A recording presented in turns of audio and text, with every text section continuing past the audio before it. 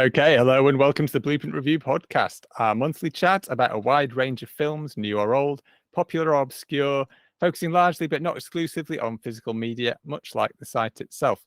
For the bulk of this show, we're going to, each of us are going to chat about a film or two we've recently seen from our unwatched piles in our collections. But first, let's introduce ourselves. I'm David Brooke. I'm Blueprint Review's editor. I also write a lot of reviews for the site. And with us today is the podcast regular, Mr. Leon Vegas. Hi, hello. I think I've been on every episode. I'm pretty sure you have. Yeah. Everyone else keeps dropping out. I don't know what's happening. I'm a little worried. I don't know. It's hard. I do keep doing random nights. It's a bit can't always get them.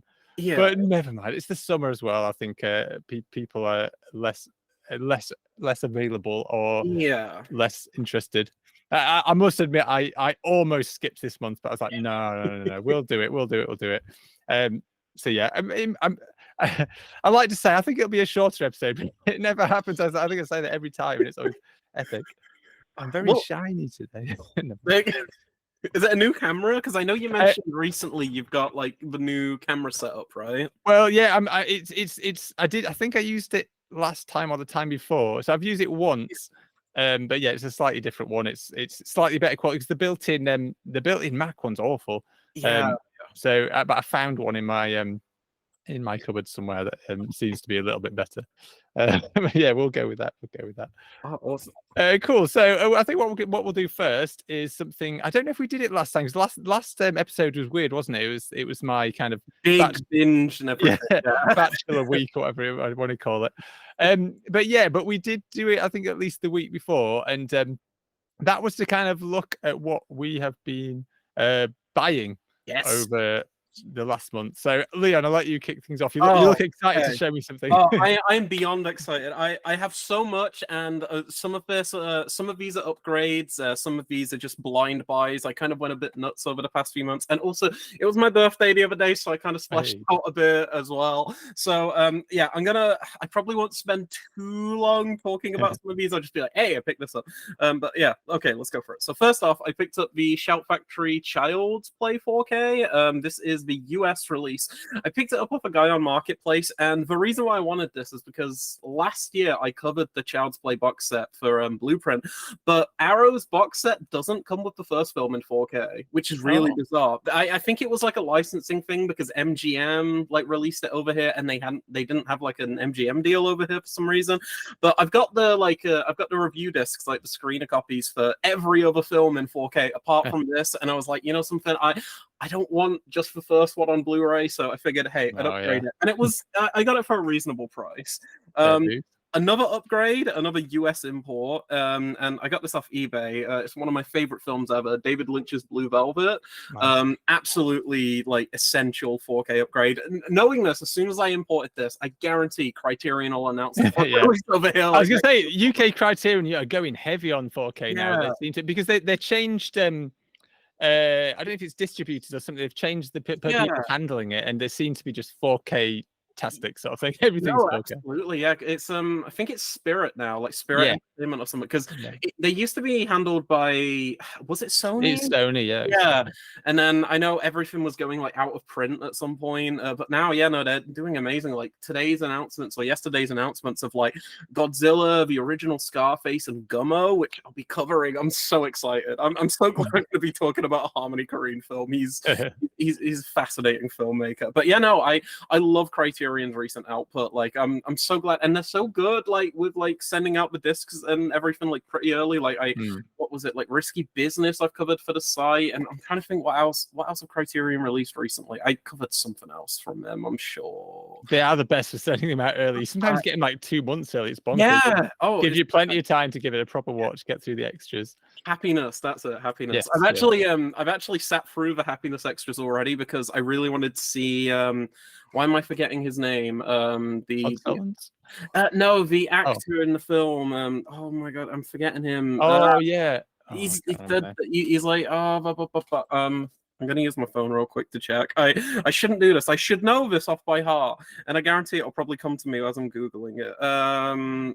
No, it didn't. Oh, wait, it did. Right before I looked. Dylan Baker. Yes, Baker. yes, that's There's it. a Dylan Baker interview, and it's very, very amusing. I won't get into it yet, but oh no, really, really excited to actually like sit down and watch Happiness soon, because that film never even like that's been like relegated to DVD for the longest time. Yeah. It's so cool to see it get a Blu-ray and a 4K upgrade. Annoyingly, I actually bought the DVD. I think only like 3 months or something before the Blu-ray came out. I was like, At that point, you're like, it's never gonna get a Blu-ray at this point. It feels because of how like it's just been so long, and then Criterion are like, voila. Today I picked these two up today. So I picked up the 4Ks of Nobody and Knock at the Cabin. I really, really love Knock at the Cabin. It's one of my favorite M. Night films, and I liked Nobody for what it was. I didn't think it was amazing, but Amazon have I think it was like a 2 for $25 deal on 4Ks right now. And they also had some coupons going on where I got an extra $5 off. So these only came to £20. And wow, nice. I did something really bad that I'm going to share on the podcast. And it's terrible because I need to atone for my sins. They arrived without slipcovers. And I'm a bit of a slipcover person where I love my slips. So I contacted Amazon live chat and I was like, hey, these show the slipcovers on the product item, but they didn't come with them. Is there anything you can do to like help out? And I got a full refund and got to keep them. Whoa. And I kind of feel bad because I don't know if like Amazon are going to pay Universal for these or if I've just stolen these off Universal. I hope I haven't, but because I like these films. But hey, I got them for free. I'm not going to complain because Amazon are usually terrible. Yeah. So if I can get a good Amazon deal, I'm not going to complain. It's them that offered it. It's not doing anything wrong. It's yeah. True. Yeah. I also picked up Moon Age Daydream via David Bowie documentary. Amazing film. This was 2022, I want to say. I think it was 2022. Yeah, maybe. It was in my top 10 of the year. Yes, same. Oh, I loved it. And this recently got a 4K over here. Criterion released it on 4K in the States, and Universal released it over here, but this is one of those fancy ones with like the art cards and the steelbook. And I really, really love this documentary. So I think it was on sale on Amazon, so I just grabbed it and I was like, hey, I'll upgrade it from the Blu-ray. So I picked that up. I got speed through these. I'm taking so long. I picked up 3 of the, is it Tygon or Tegon releases? I don't know how to pronounce it. I'd say Tygon, but I might be wrong. I don't know. I picked up 3 of these from 88 Films. Witchfinder General on 4K with Vincent Price, The Body Stealers, which I'm not too familiar with, and The Beast in the Cellar. I grabbed all of these during their summer sale last month, but it took them a while to dispatch it because I had like a pre-order item in there. But I need to sit down and check these out. I quickly popped the disc in for Witchfinder General to see how the 4K looks. It looks so good. 88 over the past few years have been doing such a phenomenal job at these like restorations that they're doing and everything. I think they've really stepped their game up from like the early years of 88 Films, where it was kind of just like they were just like licensing stuff out from other companies for the most part. And no, I'm really impressed by like the level, like the quality control and just like the level of like extras and like presentation and all that stuff that 88 are doing. They're doing a great job. I bought the Super Mario Bros. Movie. Fair enough.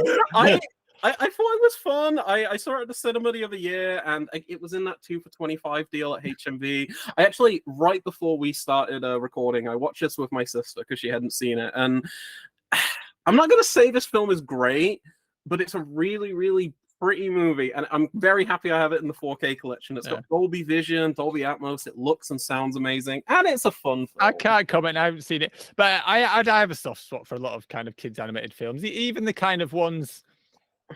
Even the kind of, because everyone kind of, obviously there's heaps of praise on a lot of the Pixar and Disney ones, but a lot of the other stuff is better than the critics like you to think. They're still solid.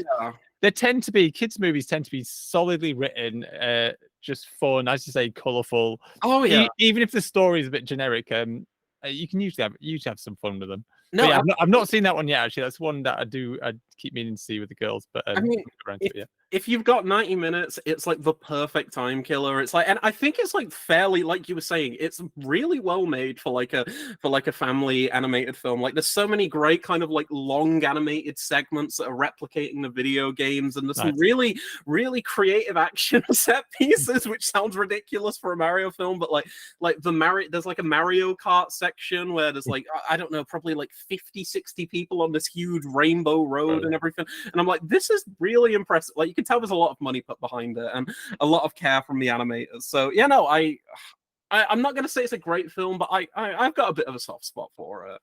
In CEX, I picked up 2 BFI titles. That I picked up.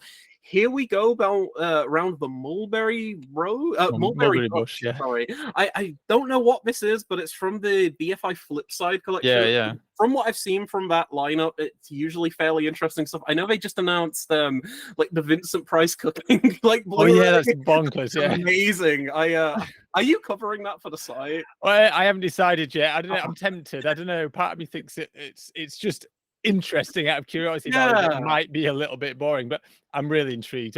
I don't know if I'll review it. I'll see. It depends what's coming up. There's so much stuff coming out all the time. It's really getting really tough to. I literally have to schedule my months just so that I know what's possible. And I've had to turn down stuff that I would definitely have normally gone for. Yeah, it's just mad. It just gets so much stuff. But it's one I'll probably pick up if I don't review it. Yeah. If you don't cover it, I'll cover it. I'm just fascinated. I'm like a Vincent Price cooking show. Yeah, no, the flip side label is so interesting. There was a 2 for $15 going on at HMV the other month or like the other week, and I picked up those. Are they like short, sharp shocks? Like horror anthologies, and getting those for like $7.50 a pop was like such a no-brainer. I was like, I've got all 3 volumes up there somewhere. But yeah, no, I need to sit down and dive into those. The BFI are releasing some really interesting stuff. The what was I going to say? The Rare Waves. I don't know if they still do, but they quite often have a lot of really cheap BFI discs on there, including most of the early kind of flip side ones. I don't know if that's still on, but they had kind of had an ongoing sale for years. It's worth checking them out. Rare Waves, they're not always the best at packaging things, but they're dirt cheap. So if you're up for taking the risks, then I say go for it. If it's just in a normal disc, if it's in a normal case or whatever, like I guess most of the flip side ones are, then it doesn't really matter. You can always replace the case. True, yeah. I'm gonna have to have a look into that because I'm slowly like there are some labels that I haven't like collected for the longest time. Like I kind of stick towards like Arrow 88, although I haven't been collecting as much Arrow recently. I think a lot, like most of the stuff I just review for the site. But like I haven't been collecting as much Arrow recently. But 88 are like kind of my big label right now, where I'm just trying to pick up as much as I can because I tend to the one that is weird with me because a lot of the films I just have on Screener. Some of them. Well, no. What's the weird thing is a lot of my favorite ones I have on Screener because when it comes up, I'm like, oh yeah, I'll review that. So a lot of my favorite ones. So if you come to my house and see the collection, the ones that I've bought are usually the more slightly off kilter ones that I didn't go for, but I found interesting. So my collection's quite unusual of the kind of the stuff that we would review. But I must admit, the ones I buy because I tend to just buy on sale. I don't tend to. I rarely pre-order and stuff. I do sometimes, but so a lot of the so the BFI is actually one of my. I've got a lot of the BFI ones because you can find them quite cheap. I think any ones that you can pick up cheaper, like I say, the Rare Waves sale are hit hard. I just got loads of stuff from there, and Arrow because their sales are always quite good, and 88. So, but I've got less of stuff like Eureka, who I review a lot of. They're not quite as cheap usually. They're and to be honest, a lot of that is because I review a lot of the Eureka ones. I'm a bit greedy with those.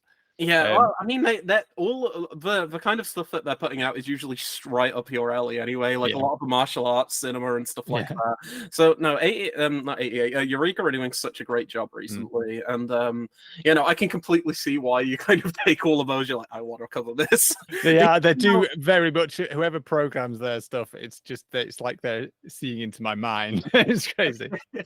No, they're amazing. I'm sure we'll get into some of their recent announcements later. I think they might come up soon. Yeah, they got some good ones. I'll quickly rush through some of these. Another BFI title I picked up is the film More, which I'm not super familiar with outside of one thing, and it's the fact it was released in 1969, and the soundtrack for this film is composed by Pink Floyd, which has me very interested. And I think they like released all of the music they did for this as like an album at some point. But that just has me intrigued. I'm like a huge fan of like Pink Floyd The Wall, like the film, amazing film. So yeah, no, I saw this in my CEX. I don't like that it's in a blue case. That irks me. I know some BFI releases come in blue cases. I've got one or two, but not many. Yeah, I'm swapping this case as soon as I can. Basically, let's see what else have we got. Oh, there's a few. Okay, right. I'm gonna skip them through these quick. I'll try not to get you off on a tangent afterwards. I'm gonna zoom through them because a lot of these I haven't seen anyway. Island of Fire, the '88 release. I find this cover art very funny. Like the Jackie Chan face is so strange on the cover, but like the cast in this is like absolutely bonkers. Like Jackie Chan, Andy Lau, Sammo Hung, and Tony Leung. Like, why are they all in a film together? I don't know. I've heard the film isn't very good, but I still want to check it out just because. Hey, I'm trying to collect all the like '88 films Chan stuff because they do like the best releases for his stuff. I think like '88 goes so hard on them. I really want their Project A like release that they're doing. I know we got the Eureka set over here, but I want them in 4K. Yesterday I picked up two titles from HMV. These are two blind buys, and I've seen half of one of these films because I watched half of it yesterday, loved it, and then I got a call and I wasn't able to finish the film. But after this podcast, I'm finishing it because it was great. And that was the Wim Wenders film, Perfect Days. Oh, nice. This is stunning. I kind of wish I finished it so I could have made it my recommendation for the podcast this week because it's so good. It's my second like Wim Wenders film after Paris, Texas, which I love. Paris, Texas. Yeah. And no, this is so beautiful. It's kind of a little Jean Dillman-esque. You're basically just following this janitor around for like 2 hours, basically, in his day-to-day cycle of just like enjoying life, listening to some music, like cleaning toilets in Tokyo and stuff. It's really good. And the lead actor, I'm gonna butcher this pronunciation, Koji Yakuso. I hope I pronounced that right. He's actually the lead character, like the police officer in a Kyo, like the Kiyoshi. Oh wow! So, yeah, so that just kind of blew my mind. I was like, wait, he's in this? What the? And it's such an interesting film, especially seeing like a German filmmaker tackle something so like Japanese. Like I find that really, really interesting because it's kind of like a blend of these two different genres, but I don't know. It's beautiful. I can't wait to finish it. Cool. I must admit it's definitely on my radar, but I've avoided sort of watching it yet because our local film society in Lincoln are showing it. It's on the show. It's on the list. So I'm looking forward to seeing that. But Wim Wenders has done. He did what's it called? He did a film about Yasujiro Ozu. I think he's long been a big kind of Japanese cinema fan. I need to look him up now because no, I'm curious about this because I'm very newbie. But yeah, Wim Wenders, you should definitely get Wings of Desire watched as well. Oh, I've heard that's amazing. And, I like some of his early ones I watched a couple of years ago, and they were really good. But yeah, he's definitely a director to dig through. Yeah, like I'm so impressed by what I've seen. I must admit I haven't seen as many as I'd like. There's a lot of holes, but Kings of the Road I liked a lot. That's another kind of mellow, not loads going on, but intoxicating.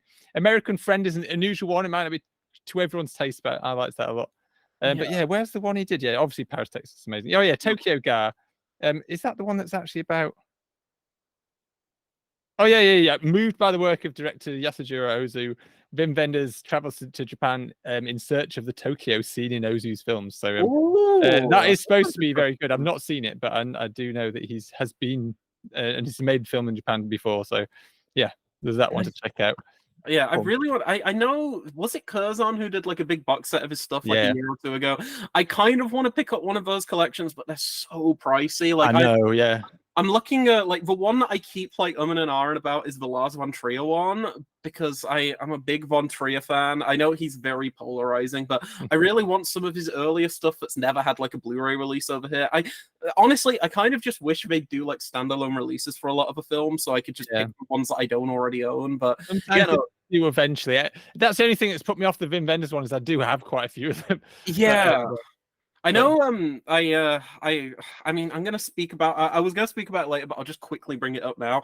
For like titles I'm excited for. Curzon just announced that they're releasing Paris, Texas in 4K. I absolutely need that in my collection. That's gonna look gorgeous, and I think Criterion are releasing it around the same time in the States anyway, so it might be one of those like co-production type deals or something. But I'm really, really excited to see that in 4K. Anyway, I'll rush through the rest of these. I'm so sorry. I'm taking forever. The Sofia Coppola film Priscilla, which I still haven't seen, but I've heard Priscilla's pretty good, and it has that one lady in Kaylee Spani. I don't know how to pronounce her name. She's like the lead, the co-lead in Civil War, my favorite film of this year.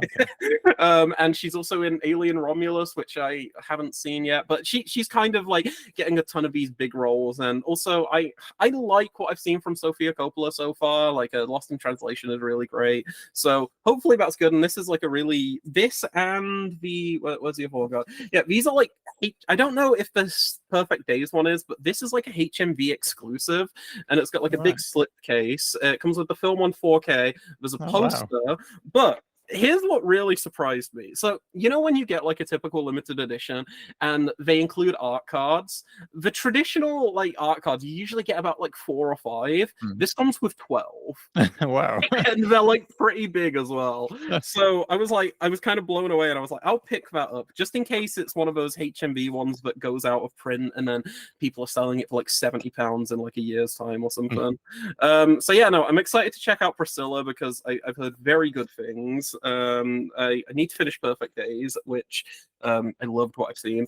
I picked up 2 Criterion imports from a seller on Marketplace because these recently got 4K like releases over in the UK, and they're both classics. Raging Bull, which I covered the Blu-ray for over at Blueprint. What am I saying over at Blueprint? We know. This is the Blueprint podcast. I'm so used to like when I do like YouTube videos, I'm like, over at Blueprint. Anyway, so I covered the Blu-ray, and I popped the 4K in to see how it looks. It looks amazing, and I didn't cover this, but I know somebody covered it for the site, and I'm completely blanking on the name. I'm so sorry. But the De Palma film Blowout, which is magnificent, amazing film. So I'm really happy to have both of those on 4K now. I'm just gonna hold this pile and go through the rest of these now. I got Mean Streets on 4K. Nice. I've never seen Mean Streets. I'm a huge Scorsese fan. It's every day I'm like, is today the day? And I'm so close to, and then I'm just like, I'll hold off for now. But it's almost like I don't want to watch all the Scorsese films because I'm scared that I'm not gonna have any more to like discover. Although I do still have like 12 or 13 or something. Like so quite a lot. Yeah, he's made so many. But I'm really, really excited to check that out. The Legendary Hundreds. I'm desperate to see that. I need to pick it up. So good. Waiting for a sale. It's honestly, it's worth the full £15. It's so good. One of the funniest films I've seen. It arguably like the funniest film of the decade so far. It's amazing. Fantastic film. I dropped some Blu-rays. No. Okay, I can cover all of these. I've not seen any of the ones I'm about to talk about now, so I can just like quickly show these. I picked all these up in the Signal 1 sale. I don't have any Signal 1 titles. They were selling them for like I got a bunch as well, I picked up River's Edge, which has Keanu Reeves, Crispin Glover, Dennis Hopper. I was like, sure. The Little Girl Who Lives Down the Lane, which I'm pretty sure is an early Jodie. I've seen that, Foster. It's an odd one. It's interesting. It's worth watching. Yeah, Martin Sheen's in it too. I'm really, really excited to check that out. The Legend of the Seven Golden Vampires.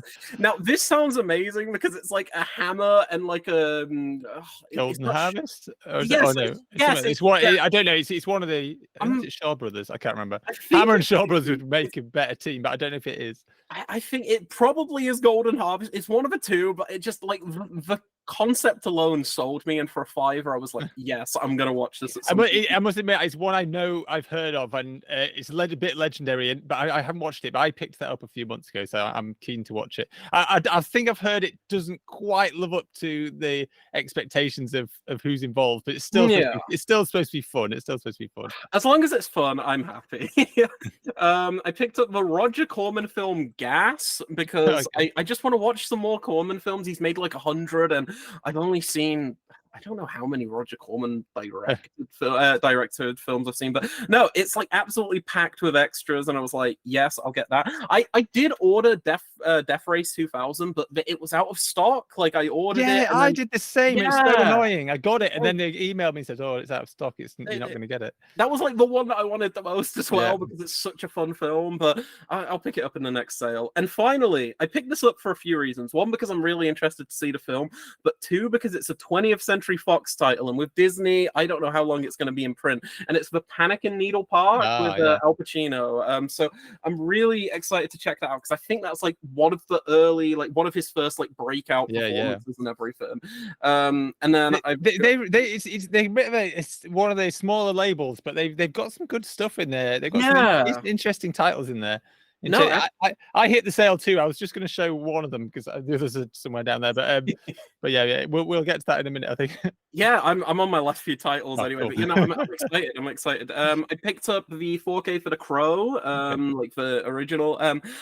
I almost bought this on Amazon because they had it for 25% off, but they said it wasn't going to arrive until like November. And I was like, I'm not waiting that long, because like, with the move and everything, I might not even be able to like get it there. So I just picked it up in HMV because I got to catch it on the big screen a few months ago and absolutely fell in love with it. I'd seen it for the first time very early this year, and I was like, this is a pretty good film. But seeing it for a second time with like a packed audience, I was like, no, this is special.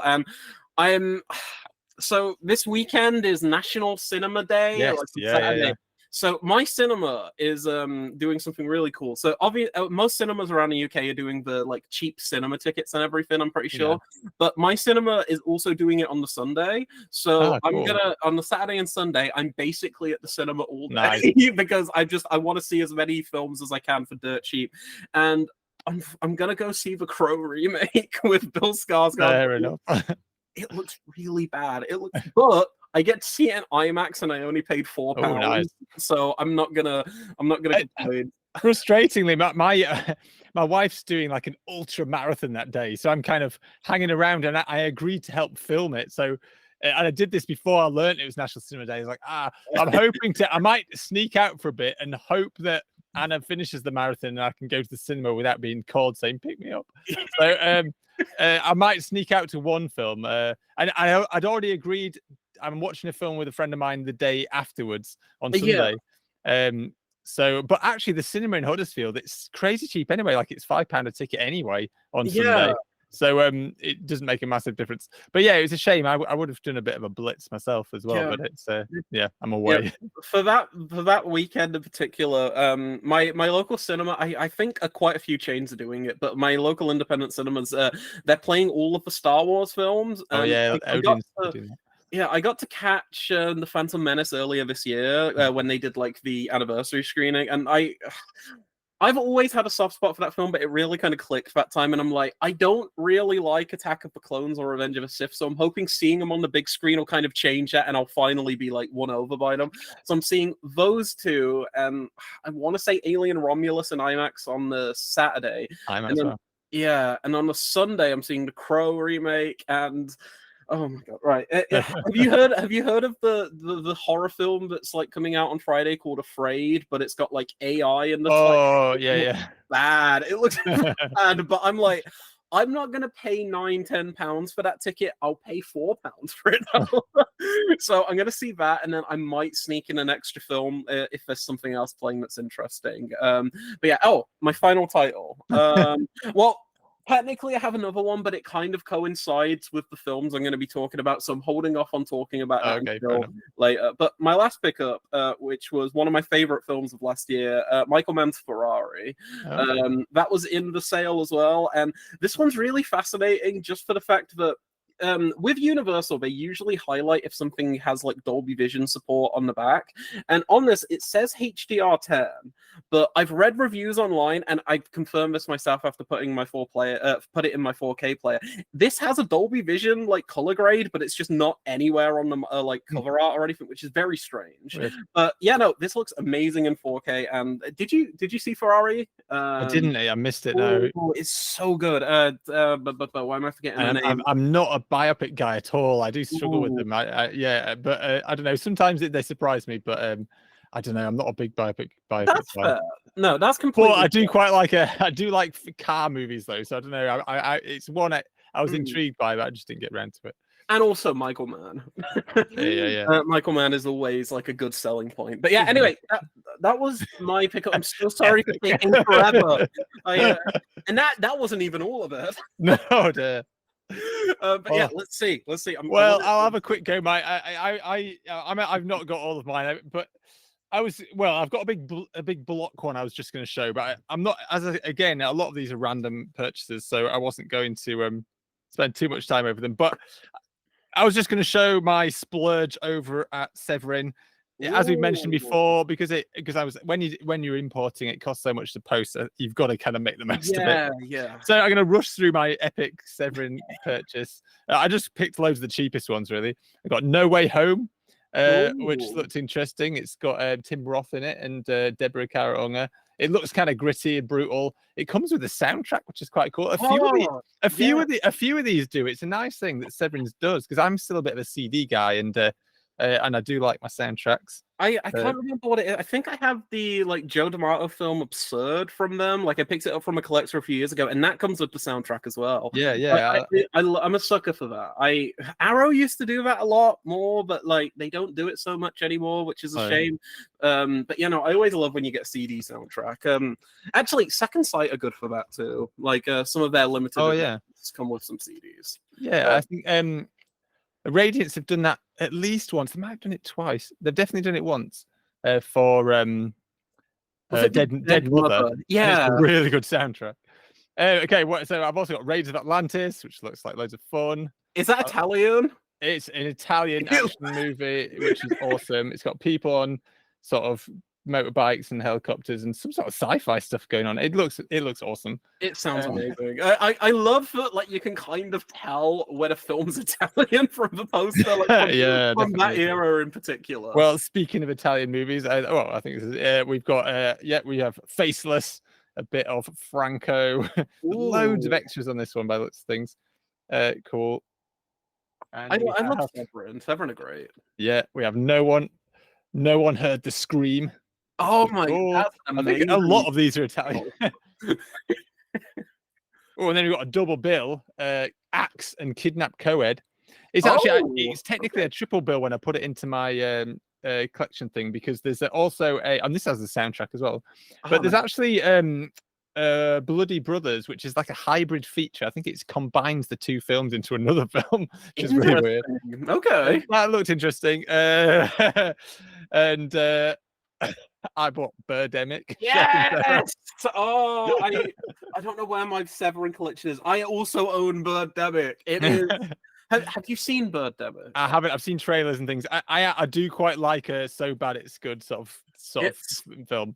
It's special. It's very special. I can't wait to hear your thoughts on Birdemic. Yeah, well, I might have to watch it soon, because I'm on the Lambcast in a couple of months doing. There's a show that in fact, I think he started booking me a little slot on it because he knows I'm always up for it. But he does it. They do a show called The Decade Look Back. We might have mentioned it before. Yes, I remember that. Yeah. But where they talk about I don't know why it's called Decade Look Back, because they pick a single year and then talk about everyone picks 5 films from that year to talk about, and I just use it as an excuse to get through my movie collection. So it's awesome, because it kind of forces me to maybe dig into some films that I randomly bought on a whim that I might have just kind of gathering dust somewhere.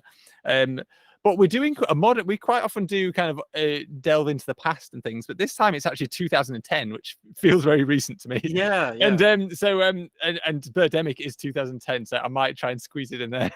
I think that would make for interesting discussion. Yeah. And I've been watching I've started watching a couple already, and I've been watching quite a all over the shop kind of range of stuff. So I think it'll fit my my random bill quite nicely. So yeah, we've also got a Cop Game, so more kind of awesome action cheese, and The Dogs, which looks interesting. Dogs with Gerard Depardieu. It's who is it? Is it someone? Oh no, it's not someone. I don't recognize him. But yeah, it's supposed to be quite good. It looks kind of cool. Yeah, no, I really like that poster or like cover art. Double Target. I'm more a sucker for these kind of Double Target. That looks Italian, amazing. I think is it Bruno Mattei? I think. Oh no, is it? Only Mattei could do that. Oh yeah, something like that. But yeah, it's going to be terrible, but it'll be awesome. Yes. If that makes any sense. Yes. Beyond Darkness. I have another soundtrack on that one. Did 88? I think 88 released that. I can't be bothered. Oh, did it? It looks but yeah, no, I really want to see that. Italian films are like my bread and butter. I love them.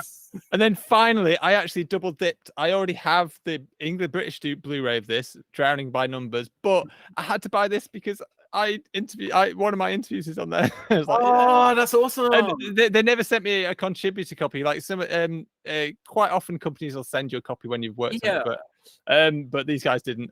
But to be fair, I live in the UK, so I don't blame them. But yeah, this is the interview I did with Bernard Hill is on here. Who died recently, so it's I mean I've got it seems a bit silly because I obviously have the footage still upstairs on my computer, but I've not seen it edited. I didn't edit it, I just shot it. So I'd be interested to see how it turned out. And yeah, the film's supposed to be great. I haven't actually watched it yet, but as I said, I've got 2 copies of it now, so no excuse. Cool. So yeah, that was my Severin one, and then I'll quickly whiz through some other random stuff I bought. So yeah, kind of similar to you, not quite the same films, but the same. We've hit some of the same sales. So I hit the Signal One Entertainment sale, and I won't go through all the ones I got because there's somewhere buried under there.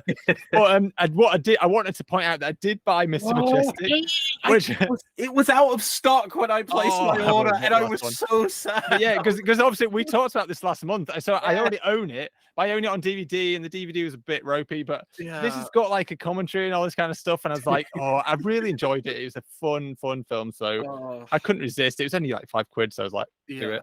Oh, that's amazing. I still need to see it. It sounds like an instant 10 for me. I'm like, this is like so up my alley. And I also hit HMV and I also got a movie film, but I got First Cow, which nice. Which I mean, I quite often buy films I haven't seen, but I have seen this, but I enjoyed it a lot, and I don't own it, so yeah, I am a big Kelly Reichardt fan. We've got a box set somewhere. It's hidden behind something. So yeah, I got that, and also a bit of one that grabbed my attention was Memoria, which I haven't seen. It's Pichapong. Oh yeah, I had no idea how to pronounce his name, but Apachapong Wiras the Thakko. I don't know. I just call him a Pichapong. Yeah, that's probably better. That's right. I must admit, I haven't seen any of his films yet, but they sound intriguing, and they always get good reviews. I know they're not for everyone. They're very odd. But this was only $8.99. But what grabbed me was it's an awesome edition. Like it's got a booklet. It's got a kind of fancy cover and stuff. And for $8.99, and it's supposed to be really good. And I thought I'm going to take the plunge and go for it. It looked like a really nice edition, and yeah. No, I really want to see that. I earlier this year I watched Uncle Boon Me, Who Can Recall His Past Lives. Yes, that's 2010 too. That's the one. Watch it. It's so I can't wait to if you cover that, I'm absolutely listening to that episode because it's such a good film. Because remember we were I was always kicked myself because we were in. Me and the guys I used to work with at Blueprint, we were at the Cannes Film Festival when that won, but I don't know if any of the rest of the Blueprint team watched it, but my brother went to watch it in one of the screenings, but I didn't. I was like, I don't know, it sounds a bit weird, and I watched something else because I didn't really know the director at that point. But I can remember my brother seeing it and saying it was like that was the weirdest thing he's ever seen. but he really liked it, but it was just like. Yeah, some stuff with fish and that sounds bizarre. Yep. Yeah. It's a lot, but like it's something that's almost like difficult to really discuss. It's very much kind of just like an in the moment kind of like you're either into it or not into it whatsoever. Because like describing like the narrative is kind of pointless because it's very much just like I don't even know what to. It's just like kind of an experience more so than anything else. Really beautiful film though. Yeah, it sounds like my kind of thing, and I'm big Asian cinema. I'm always willing to give anything a shot from down there. So of course, as I say, I'm going to try and watch Uncle Boonmay soon, and then also, as I say, I bought other stuff, but there's some interesting ones that haven't arrived yet that I might talk about next month. But I also hit BFI loads of BFI titles from HMV myself, so I'll quickly just show these.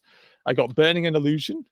Which is a recent release, but and it was it like $7.50 or so? I can't remember. It was really cheap for quite a new release, and it's still got the booklet and everything. It's awesome.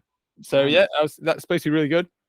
I got Kula Wampa, which sounded intriguing. It's the only communist film to come out of West Weimar Germany, so sounds very unusual. But it's got loads of extras and all this kind of jazz. It sounded interesting. Then an old classic. Well, not that old, but a classic for me that I remember. Is Gregory's Girl. It's a film. I've got it on DVD, but the DVD is horrendous, and I missed it. I skipped on the chance of reviewing it because I was just busy. But it was on sale, and it's got an amazing edition. It's got loads of extras and things. And it's supposed to look 1,000 times better than the dodgy old DVD that I've got. It does. I have the 4K because when it initially went up for pre-order on Amazon, for some reason Amazon had it listed for the 4K release at $12.99, and I'd never seen the film, and I was like, I'll pre-order that day one because like even if it goes on sale, there's no chance you'd get it with like the slipcover or the booklet or anything like later down the line. So I pre-ordered that. I'd never seen the film. I actually liked the film quite a bit. I wasn't like in love with it, but it's one that I'm like kind of eager to rewatch already because I'm like. It's like in the moment I was like, this is fine, but like it's kind of stuck with me since. But no, it's a very gentle film. It's very nice. It's but if you're in the right mood for it, it's just a lovely little film. I do like it. I've not seen it for a long time, but I do have fond memories of watching it. The great thing about that release as well is Second Sight did a Blu-ray for it like a decade ago or something. Yeah. Or like, I want to say maybe not a decade, like 2015, 2016. But the BFI release has everything from a Second Sight release, which is great. So they've ported everything over. I think there's like a commentary with Mark Kermode and the director, maybe. Bill Forsyth, But there's like so much on there. And like, I haven't... There's a new commentary as well, Yeah, I haven't dived into like all of the extras yet, but I can't wait to listen to that Kermode track. I love listening to his audio commentaries. He's done some great ones over the past like few years. Like he did one for 88 Films for the film Hackers, like the Angelina Jolie film, and he interviewed the director. He coded it with the director. But my favorite Kermode tracks are. He did one for Exorcist 3 with William Peter Blatty, and then he did one. Where's the release? Here it is. He did a Friedkin commentary for the Arrow release of Cruising, which is an amazing. Have you seen Cruising? I've not seen it. Actually, I've got it. I haven't seen it yet. Yeah. Cruising is like, for the longest time, it was my favorite Friedkin, but now I think it might be Killer Joe. Oh wow! Killer Joe is awesome. Killer Joe is a lot, but no, I think Killer Joe is a great film. But Cruising is amazing. You should check that out. Cool. But great pickups. What was one more for the bit? Let's the other one. This was a bit of a, because to be honest, a lot of the other ones I'd seen.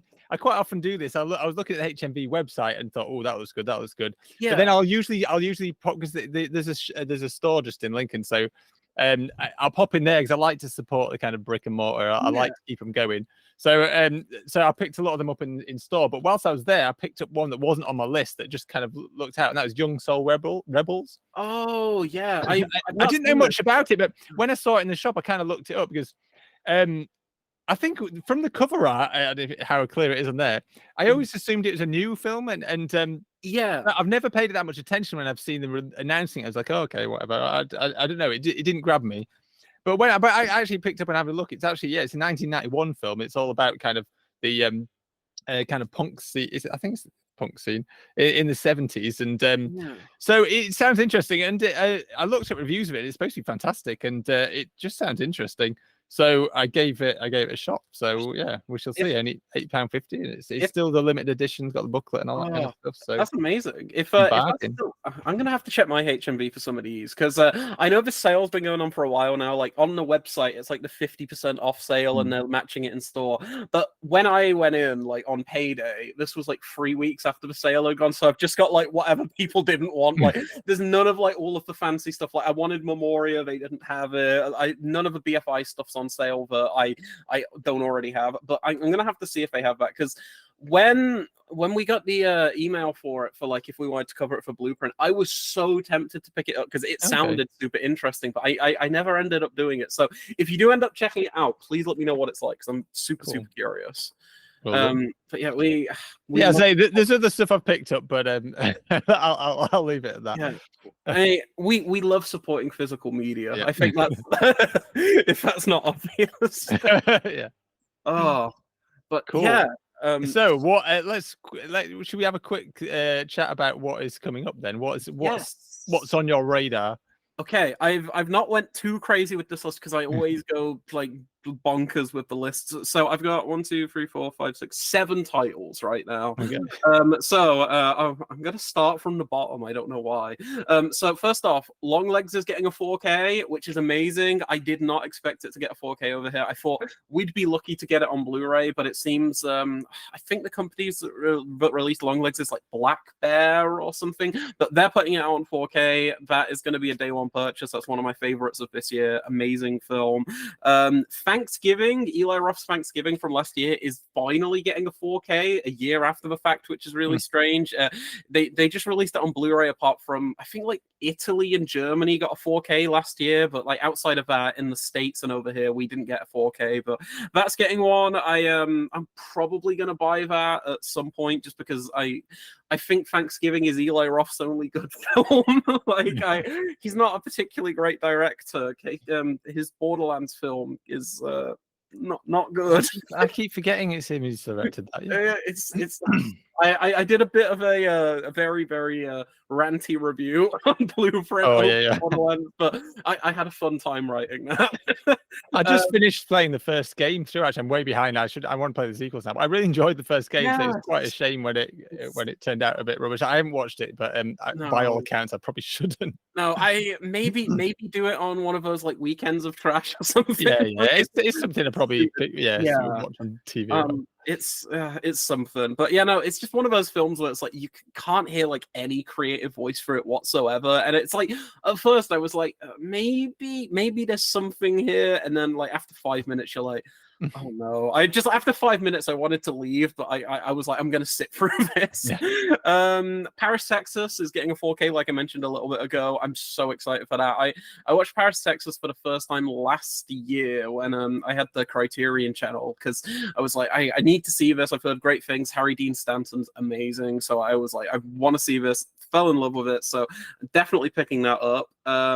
The Shaw titles that 88 Films have announced recently, the ones that you've covered for the site, I have those pre-ordered, because during their summer sale they allowed pre-order items too, and I was like, I collect all of the 88 Shaw Films titles, like all of these guys here, and I was like, if I can get them for 25% off as well, that's like kind of a win-win. So I pre-ordered To Kill a Mastermind, is it for Golden Lotus, and what was the other one that they're doing? There's another I reviewed, the shadow boxing. Shadow boxing, that's it. Yeah, I've pre-ordered all 3 of those, so I'm looking forward to those. But also, some more Shaw titles of theirs have just went up on Amazon. I don't know if you saw this, like 3 more titles. One's called like The Kung Fu Instructor, and I can't remember the names of the other 2, but they've got 3 more coming out as well. So nice. I want to grab those as well. But I will say they have no extras on us again, which is kind of a shame. But still, the only thing I would say that is the only thing that sometimes occasionally I'm like, I don't mind it not having extras, just because I'm reviewing so much at the minute. So occasionally it's like, well, it's going to save me some time at least. Yeah, it makes writing the reviews harder though. I find I use the extras a lot to write my review, at least the intros to my reviews. Yes. Like, because I introduced the film by telling a little bit of its history, but I went to review To Kill a Mastermind. I was like, I have no idea, I don't know anything about this film. It's just like, it's a film. It was. So it's like, just it was like I had like the first time. I think throughout my entire time writing for Blueprint, I've only ever had maybe one title before, but like recently, like without extras, sorry, but recently the Sting Blu-ray didn't have any extras, and I was so gutted by that because like I was a huge fan of the film, and like when I interviewed Kia, the director of the film, he even said like towards the end of the interview, he said they recorded tons of like behind the scenes stuff, interviews, but like it just never made it onto any of the Blu-rays, which is just really baffling to me. I don't know why that's the case, but you know, thankfully for that film, I had a lot to kind of talk about because I was just a huge fan. But like, I would also struggle if I didn't have at least some kind of context for like one of the films. So no, I completely get what you're saying. Yeah. They kind of jog my mind sometimes as well. Because what I tend to do is I'm an absolute. I live by Google Keep the notes thing. Yes. And, same. Yeah, but so what I'll be listening if I'm listening to a commentary or an interview or something like that. It'll remind me of something in the film that I'm like, oh, I won't mind mentioning that. And so on Google Keep, I'll write a few notes, and I end up almost writing the review as I go along in the daytime. Yeah. So when it comes to actually writing it, I can copy and paste chunks from there, and I've done half the work already. Yeah. Whereas if there's no extras, you're having to kind of go and think a bit harder about what's just from kind of raw, just when you sat in front of a page. It's just not the same. You can always tell if a film doesn't have any extras, or if the extras aren't very strong, if they're just a few random kind of backslapping EPK kind of things. Yeah. Then you'll see my review is about 2 pages shorter or something. It's just like it does make a difference. I'm just like you were saying earlier, but I think like before we started, it's great to see these kind of smaller short titles like make the jump to Blu-ray anyway, because they've never had Blu-rays over here anyway. So just the fact that we're getting them in general is awesome. Like even if they are like Sam's extras and stuff. The second site, and if I don't know if you've got like an email yet for like anyone to cover this, but I want to call dibs now if I can. The Blair Witch second sight release, which is weird because I'm also down to cover the Umbrella, like I think it's Umbrella or imprint Blair Witch release, and now I'm just like I don't know what to do because. Are you familiar with like how interesting the second sight like Blair Witch release is?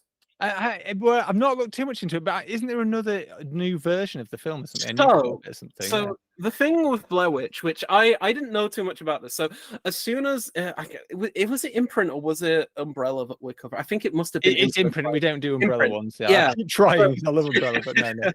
So imprint are releasing the Blair Witch and Book of Secrets, like the Blair Witch 2 film. And what I didn't know is, throughout its entire home media run, from VHS all the way up to now, Blair Witch has never been presented in the filmmaker's like original version, because the film was shot on I think it was like, it wasn't Super 8, but it was shot with like camcorders and everything, and then it was projected, it was transferred to, I want to say 16 or maybe 35 mil, and when it came time for the home media release, Artisan, who are now Lionsgate, released the film with this like projected like version of the film, which wasn't the director's intent. It was like kind of cropped in a way that the directors were never happy with, and it actually sped it up a little bit because it was shot on tape and everything, not tape, because it was shot through camcorders.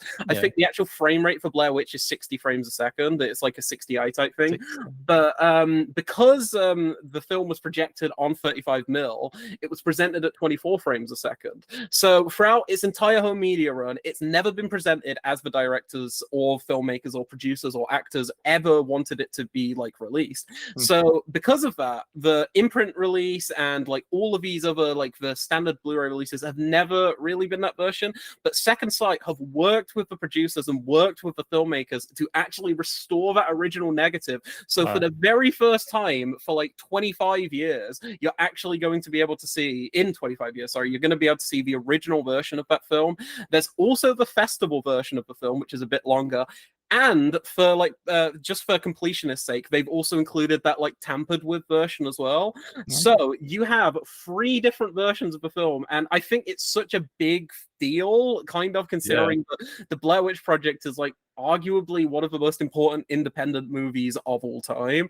So to see it kind of get its like original release for the first time, because like I'm only used to it through like the Blu-rays and DVDs that we've got over the years and everything. So I'm so fascinated to see what it will look like in its original form. So if no one else is like asked to review that, I'd love to review. I'm almost so just down for the for the task of covering the same film twice for two different studios.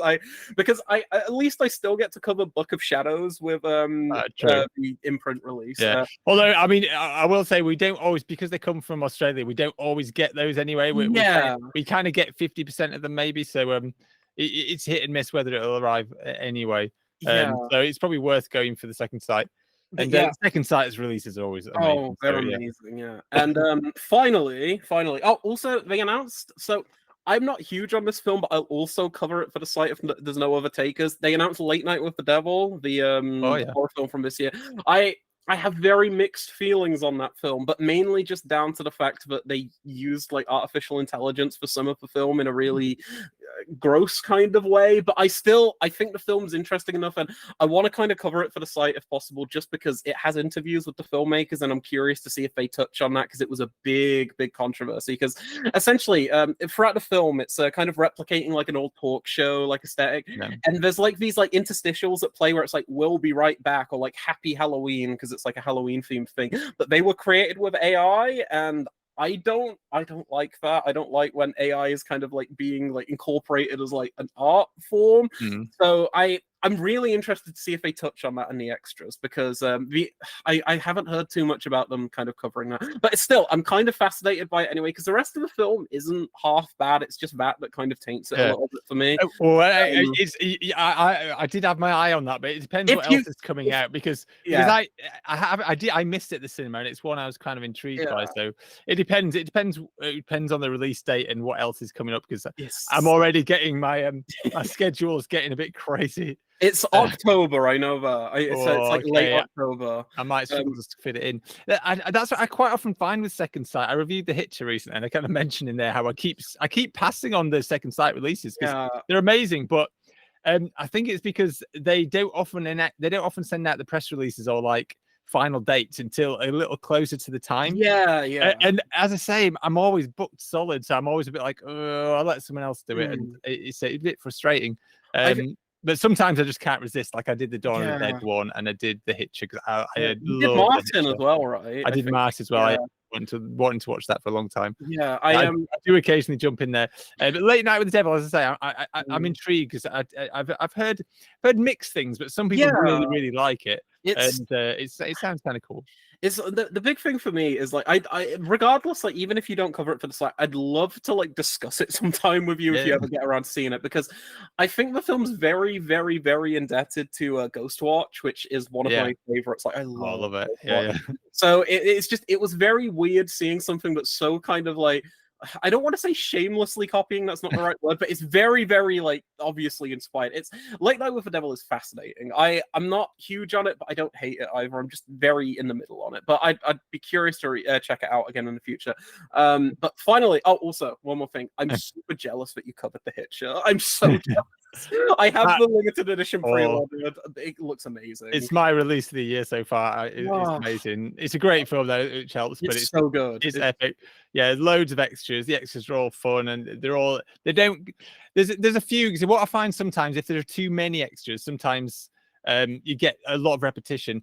There are some stories that are repeated here and there, but overall, each piece kind of has a different kind of vibe to it. There's like 4 commentaries, but they but they take quite different stances. You've got one that's kind of looking very intellectual. It's kind of looking at the gender kind of issues in the film.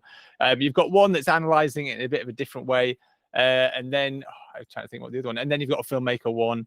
So it's a nice mix. So I really enjoyed working through that, and the film looks amazing. It's great. It's one of those that's never really had its like just do on physical media. Like all the old DVDs have just kind of looked a bit. I forgot how good it looked, or maybe I just didn't realize how good it looked because I only ever saw it on TV or whatever. I haven't seen it for ages, but I used to love it. Just from, as I say, I'm trying to think if I ever owned it. I don't know. I think I just kind of watched it on telly all the time. Yeah, it's one of those that was just like, because I think the DVD's been super out of print for ages now, and like it's just amazing to see it finally make the jump to 4K. I cannot wait to check that out. And yeah, your review was great and just kind of got me even more excited. I was like, no, I'm so excited for this. And then David's seen it and he's saying it's amazing. I'm like, yeah. So I'm really excited for that. I was also going to say, I feel like I'm kind of the Second Sight resident Blueprint reviewer at this point. I've covered so much of their stuff this year. I just covered Your Next, and Second Sight are doing amazing stuff like right now. I think out of all of the big labels, that one of my favorites, just for the fact that it's more quality over quantity. I don't know if they've ever had like a disc replacement program for like any of their films, because they've never had any issues. They always take their time, and I mean, even while I've been reviewing for Blueprint, there's been a few times where they've delayed a release by like a month or so just to make sure it's in perfect condition. And I really love that they kind of cater to like collectors like ourselves. And stuff. It's the case with the Hitcher and with Martin. They announced them years ago, and it took them so long because they were doing it properly, because they found better prints, or they wanted to, or the grade they wasn't happy with it, or whatever. They just make sure it is perfect. Whereas a lot of labels might be just like, we want the money, just pump it out, even if it's not quite there. It's a shame, because like some of the other labels do like great releases outside of just like, they don't like quality control as much as they should, and then you're getting like these endless replacement programs. I'm pretty sure everyone knows who I'm insinuating. I'm sorry, I love you guys over at that label. Anyway, but no, Second Sight are like killing it right now, and I'm so excited to see what we've got on horizon. I mean, I'm really like, I don't know if you're going to be covering it for the site, but I'm so excited for the release of Dead Man's Shoes, the Shane Meadows film. I think I missed that. I think they're doing it on 4K. Well, they've announced they're releasing it. We don't know if it's 4K or just Blu-ray, but have you ever seen Dead Man's Shoes? I have. I saw it at the cinema. I love it. Film. So they've kind of carved this niche where it's like every release of theirs is something that I'm interested in checking out, which some of the other labels never really do, because you'll get like a monthly announcement, and then Arrow will announce that they're doing the Clash of the Titans remake on 4K, and I'm like, okay, I guess. But yeah, no, it's like Second Sight are killing it. Anyway, I just realized I've got two more films to talk about in terms of what I'm excited for, and I'll just go through these really fast. One of these got announced today, and both of these got announced today, but they were announced a few months ago for the States, and they had a Criterion releases of Godzilla, like the original 54 Shiro Honda Godzilla, and Gummo, like Harmony Korine's Gummo. That kind of like happiness. I can't believe we're getting Gummo on Blu-ray, let alone 4K. That film has been relegated to like DVD. I might be wrong. I don't think Gummo even has a DVD in the UK. It has a VHS. I don't think it has a DVD. That's how like hard to find that film is over here. So I'm beyond excited to like finally see that in a presentable form, because it's always just been like the most naff like looking quality, which I mean kind of fits for Gummo, because that film is so kind of like purposely kind of trashy. But I'm so excited to see that and whatever extras are included. And Godzilla, I mean, it's perfect. It's one of the greatest motion pictures of all time, and I'm so happy to see that make the jump to 4K. Anyway, I'm gonna stop yapping. Tell me what you're excited for. We're never gonna get around to these reviews, but never mind. I'm going to quickly say, I'm just going to quickly talk about just two label announcements that just kind of grabbed my attention for the coming months, for November releases, sorry. And the first up is Radiance. I think I always pick Radiance. Yes, Radiance is so good. We talked earlier about Eureka kind of picking my brain and picking releases that I love, and Radiance are the same.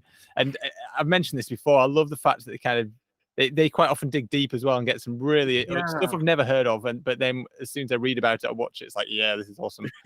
I'll mention some of it's mainly three of their 4 November releases really grab my attention. That's Japan Organized Crime Boss. So that's a film by Kinji Fukasaku. Ooh. And they've between kind of Radiance and Eureka and Arrow, they've been releasing loads of his films over the last 10 or so years. And the more I watch, the more I think he's one of my favorite filmmakers. He's so consistently good. Like, the only time I've been let down by a Kinji Fukasaku film is The Green Slime, which sounds like there's probably a lot of interference from American studios and things. And it's it's just a bit naff, but he's just nails it. I know you could argue some of his films kind of tread similar ground, but he does it so damn well. And this just looks, as soon as I saw his name in it, it's like, right, I'm doing it. This is mine. So yeah, that's all it takes for a Fukasaku film. So yeah, I'm down for that. Then we've got Slap the Monster on Page 1. That's an amazing title. It's an awesome title, which grabbed my attention straight away. It's by Marco Bellocchio, who did Fists in the Pocket, which I reviewed a year or two ago and was very, very impressed by. And it stars Gian Maria Volonte, who's one of Italian cinema's greatest actors. And it just sounds right up my alley. It's the write-up. It's days before a general election, a young girl is raped and murdered. Bizanti, who was Gian Maria Volante, the editor of a right-wing newspaper, uses the story to help the Conservative candidate his paper supports. So it sounds like, okay. To be honest, it sounds like the kind of thing that still goes on now. So it sounds really interesting. I'm very excited about this one, and I've been very impressed. I've been impressed by all the kind of Italian stuff that Radiance has been putting out. I reviewed, and I've been really digging most of it. So it made me realize I haven't seen enough Italian cinema. I've seen a few of the kind of big genre ones, but there's so much good stuff out there. And Radiance have really been knocking it out of the park every time. And so I'm definitely the one I really reviewed recently, We Still Kill the Old Way. That was amazing. And there's a review that should post in a few days that I've already written, but I did a scheduled post, and that's for I forgot, A Man on His Knees. That was brilliant. And I've been very, very impressed by all of these Italian movies they've been putting out. Awesome. And then the other one from their November releases that I'm interested in is Panic in Year Zero. This just sounds a bit bonkers. Well, maybe not bonkers, but it's so it didn't say what year it is. I want to say 50s. I think it's probably 50s. But yeah, it's basically Ray Milland. He takes his family on a fishing trip, but their holiday is brutally interrupted as a catastrophic atomic war breaks out, destroying their suburban LA home. The United Nations announces that society has broken down, and the Baldwin family must quickly learn how to navigate Year Zero and do whatever it takes to survive. That sounds awesome. So it's like a nuclear scare, maybe has a bit of a film noir kind of thing going on. I don't know, but it looks fascinating. And I do quite like my kind of 40s and 50s dark Hollywood stuff. I love it. And Ray Milland's always worth watching. So yeah, that got my attention. Radiance are also in November releasing The Story of Adele H, which is supposed to be good, but it doesn't sound like quite my sort of thing. And period costume dramas, I struggle with them. Yeah, I don't know. I might give this one a miss. I might pick it up if it's on sale later, but it's not one that's grabbed me as much as the others. But I'm sure it's probably way better than I'm giving it credit for. But that's how I'm selling it. But yeah, not my cup of tea. But the other three, definitely, I'm there. And then the other announcement I was excited about came today, and that was Eureka. I think, as I say, Eureka and Radiance. I'm always picking them for the ones I'm excited about. But yeah, Eureka have just got a really nice lineup coming in November. Yes. So they have Black Tuesday, which is an Edward G. Robinson film. It's like a prison break film noir kind of job from the 40s, I believe, and that looks awesome. It's bang up my street. I watch anything with Edward G. Robinson, to be honest. Then we've got Juggernaut, which this is, at first I was a bit like, this is definitely the one I'm least excited about, but at the same time I read into it, the reviews are pretty decent and it looks fun. It's I think it's Richard Lester. Oh, nice. And it's kind of like it's a terrorist takeover I think it's a navy kind of a ship, and takes it puts under ransom or whatever.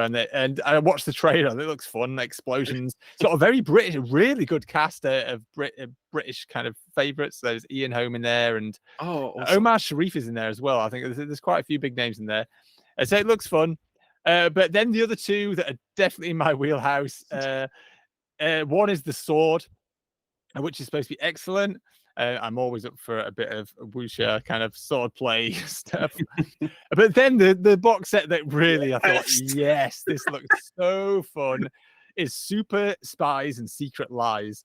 So this is 3 undercover classics from Shaw Brothers. It's basically 3 James Bond ripoffs from Shaw Brothers, which for me is like, manna from heaven. Because I love Hong Kong movies, I love Shaw Brothers, and I love James Bond.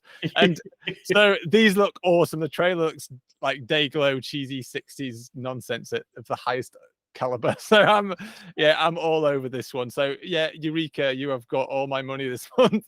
I say all my money, I'm probably just going to review them all, but yeah, it's brilliant. That's an amazing lineup. As soon as I as soon as I was on Facebook earlier and I saw the announcements today, I was like, David's gonna pick those. David's gonna cover those for the song. Might have to skip. I must admit, I might have to skip Juggernaut just because I don't think I can fit everything in, because I've already got the Radiance ones that I mentioned earlier, and it's I can't do everything. But definitely the other ones, I'm going to do my utmost to fit them in, because I can't turn down a bit of film noir. I assume it's film noir. It looks noirish anyway, and I can't. And I just the others. I'm not. The Sword. I've heard a lot about The Sword. It's supposed to be awesome, and and that spy set just looks loads of fun.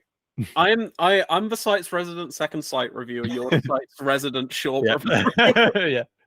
Although I'm not doing this jaw scope set from Arrow this time because it's too big, and I was just like, I don't care, I'm just going to buy it. I think it was announced in June. It was my birthday month. I was like, I'm going to buy it, and I just bought it. That's fair. That's completely fair. I've got the first 2 volumes. I still need to make my way through them, but like the films I've seen so far have been excellent. Like I really loved what was it called? The Boxer's Omen's amazing, but on that same disc, I think is it like Mercenaries from Hong Kong or something? That film is absolutely bonkers in volume 2. So no, I'm so excited for that 3rd volume. Arrow's Shaw sets have been like sublime. They're so good. Yeah, I need to get through volume 2, because I said that I didn't review 2 either, because I did the first set, but it was such an epic undertaking. I bottled it out of the other ones, because I just thought I just bought them instead.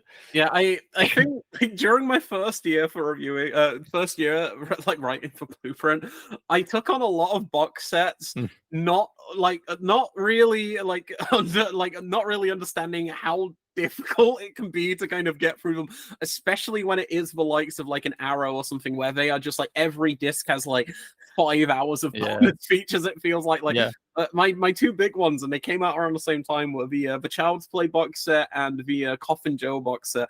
And I doubled those like almost back to back, and I was like, I'm taking a break from box sets. I'll eventually cover some more. But the big ones for me, I mean, the Shaw was one of the biggest, but it wasn't the biggest. Was the King Kong, not King Kong, sorry, Godzilla Criterion. That was epic, but I got through that. I managed to do that one. But then the other one, which I must admit I didn't finish all the films, but I was honest with it in my review. And that is, but not because I didn't like them, but it was just so massive. Was the Zatoichi set? I love that set. I love it. And I've almost finished watching them gradually, but I just didn't have time. I got halfway through the set and I was like, I've got to write something. So I reviewed it and kind of said, I apologize. I haven't watched every single one, but I'd watched half of them, and because there's like 26 25, 25, 26. Yeah, they're really good though. I love that set. It's very consistent. Like you'd think, I mean, the storylines are quite often very similar, but the quality is so good. I think the Japanese studios in that era was so good at that. I find that in general, they just put out such solid genre movies. They made everything with real class. Like it was always shot really nicely. Everything's framed really nicely.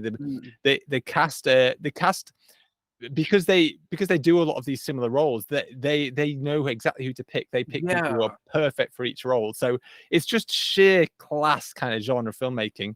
I find from the from the Japanese films that era. No, The Italians a bit similar, but I think they tend to rush them out a little more in terms of yeah. especially when it comes to dubbing and things. They're not always the best. Yeah.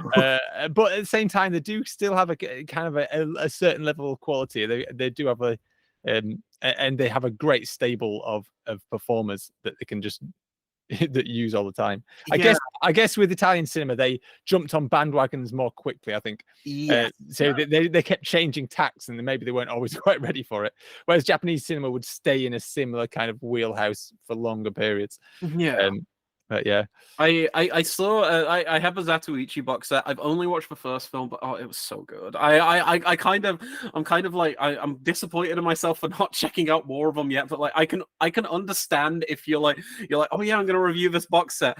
26 films later, I'm like yeah, that's a lot. But no, my biggest undertaking might have been, I want to say it was the Coffin Joe box set. Probably tough. It's massive. I tried, because not only are there like, I want to say like, how many films were there? It's more than 10. It was more than 10, I think.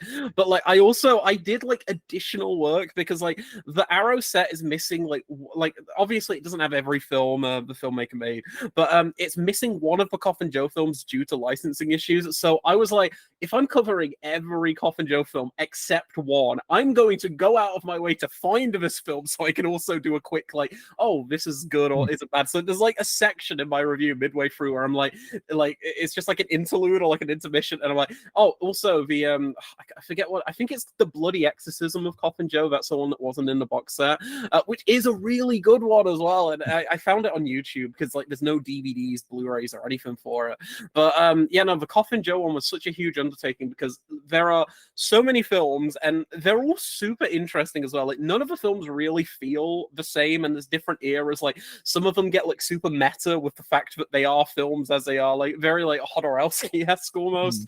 And then there's just some films that feel completely unrelated to the box set, but they're I don't know, it's just such a huge box set, and the extras are so like in depth. Like there's like, I think there's like some interviews that are like an hour and a half or something crazy, and there's some podcasts on there as well. Like there's so many extras. But that was like such a fun time kind of diving into this like this box set from a filmmaker I'd never heard of, for a franchise I'd never heard of, and also when it comes to kind of like Spanish and Mexican cinema, it wasn't something I'm like hugely familiar in anyway. So it was also nice to just kind of, I don't even want to say challenge myself, but just like introduce myself to a world that I wasn't super familiar with in the first place. Yeah, so, I think that's what's quite good about doing the reviews. Sometimes it just gets you just try things out. Yeah. I must admit that set is one I'm waiting and waiting for it to come down in price, but it hasn't yet. It's still in stock. So I guess it might not be selling as super crazy as I thought it might have done, but it's quite an odd one, I guess. I'm waiting. As soon as it comes down in price, I'm going to get it. Because it does look interesting. It's not something that I can see everybody loving, but I think especially for kind of just how like influential it was for cinema of that era, like independent like Mexican cinema of that era and everything. It's just like, it's one of Arrow's best kind of like box sets in a very long time, in my opinion. Like I think of this decade, it might, I don't know, when did the Gamera box set come out? That was 2019 or 2018? If that wasn't in the 2020s, the Coffin Joe set might be my favorite Arrow box set of this decade so far. Nice. Even if the films aren't all great, like some of them I just flat out didn't like, but there's some that are just amazing, and they do some like absolutely bonkers things where like I don't even want to spoil some things, but there's some moments in those first few films where you're watching it and you're like, okay, I know where this is going.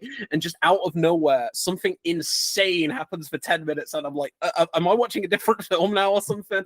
And Jose Marins, I believe his name was like Jose Marins. I forget the guy's name, but the guy who created the Coffin Joe himself and the director, he is absolutely like bonkers. There's a documentary included on the first disc, which is, I think it's like a retrospective one from like maybe one of the Anchor Bay DVDs or like a Blu-ray from like 10 years ago, but some of the stuff he says in that documentary is like terrible, but I'm like, yeah, it makes sense when you're like, if you're playing this like disgusting character, I'm like, yeah, that kind of tracks. But yeah, I'm talking too much about Coffin Joe. I'm still in that element. Like I spent so long with that character, but I'm like, I'm still with him. But yeah, oh, anyway, I keep yapping so much. I'm so sorry. Cool. No, that's all right. And cool. Oh. Well, as I say, that's me for kind of ones that I was excited about, or at least that's all I could think of to just before the show. But yeah, so I guess we should. What time are we on? Let's have a look at what we've watched. I mean, I've only got one. I'm not going to talk about it a great deal. So I'll let you kick things off. What have you been watching recently? So I'm gonna talk about a box set which I've almost finished. I say almost. There's one film I still need to see in the box set, and there's also one film that I need to revisit. And it's from a filmmaker who, before buying this box set, which was kind of it was like a partial birthday present. Like I paid half, my mum paid half because it's quite a pricey one. It's a filmmaker who I've always been fascinated by, but this year I watched his biggest film, fell in love with it, and I was like, I want to just dive through this guy's films. So I want to briefly touch on a couple of the films in the amazing World of Wong Kar-wai box set from Criterion. Before this, I'd seen Fallen Angels and I'd seen In the Mood for Love a few years back, and I really liked Fallen Angels, and I was very in the middle on In the Mood for Love. I wasn't a huge fan on my first viewing, but I dove through this box set, and the only film that I still need to see is it 2046? I think that's the only film that I need to see from it. But this box set has so many films. I'm actually gonna get I'm taking the Blu-ray out so I can remember the films because there's so many in here. But I've basically been going through like Wong Kar-wai's films for the first time outside of the few that I'd already seen. And I watched As Tears Go By, which was his first feature, and I was super impressed by that. I thought it was a really super engaging film, and it's like one of those ones where even though you can tell he's kind of like finding his footing and he hasn't like fully developed the style that would come later in like Chungking Express and stuff, you still feel like shades of that there, especially with just like how gorgeous the film looks. And I didn't know this until like after watching it, but apparently As Tears Go By is like a loose remake of Mean Streets, which I wasn't familiar with, but like I guess I'll watch Mean Streets after the fact and I'll be like, oh, it's like that Wong Kar-wai film, which I'm going to be the only person to do that. But no, I really love This Tears Go By. I thought it was absolutely just like gorgeous to look at. Same for the follow-up, the second film, Days of Being Wild. Like I feel like there's such a natural kind of sense of progression throughout these films where it's like you start off and you're like, okay, I see he's like very influenced by like again like the Scorseses of the world and stuff like that. But when it hits like Chungking and Fallen Angels, you're just like, this guy's in his own world now, like entirely.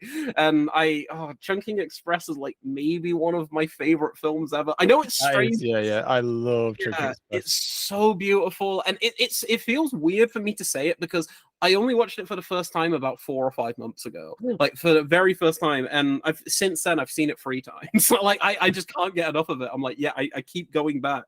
But like Chungking Express is just absolutely gorgeous in like every sense of the word. It's so beautiful. It's so funny. It's got such a like an endearing like endearing two central romances really, but are just so, I don't know. I think Wong Kar-wai might be the most romantic filmmaker out there. Like he loves it. He loves his romance. But Chungking Express is perfect. I'm kind of just like going through all the films because it's like I'm just they're all so good.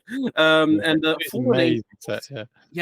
Angels. I need to revisit it, but it's like it's in close contention for favorite for me. I think Fallen Angels has like it's like the cool factor almost, like it's like the coolest movie I've ever seen, where Chungking Express is like the most heartfelt and endearing and just like sweet film. Fallen Angels is like, this is just super cool. It's just flipping awesome, I'm gonna say. I can't remember which I want to say Fallen Angels was the first I saw. It was either that or Chungking Express. I saw them at a similar kind of time on VHS probably.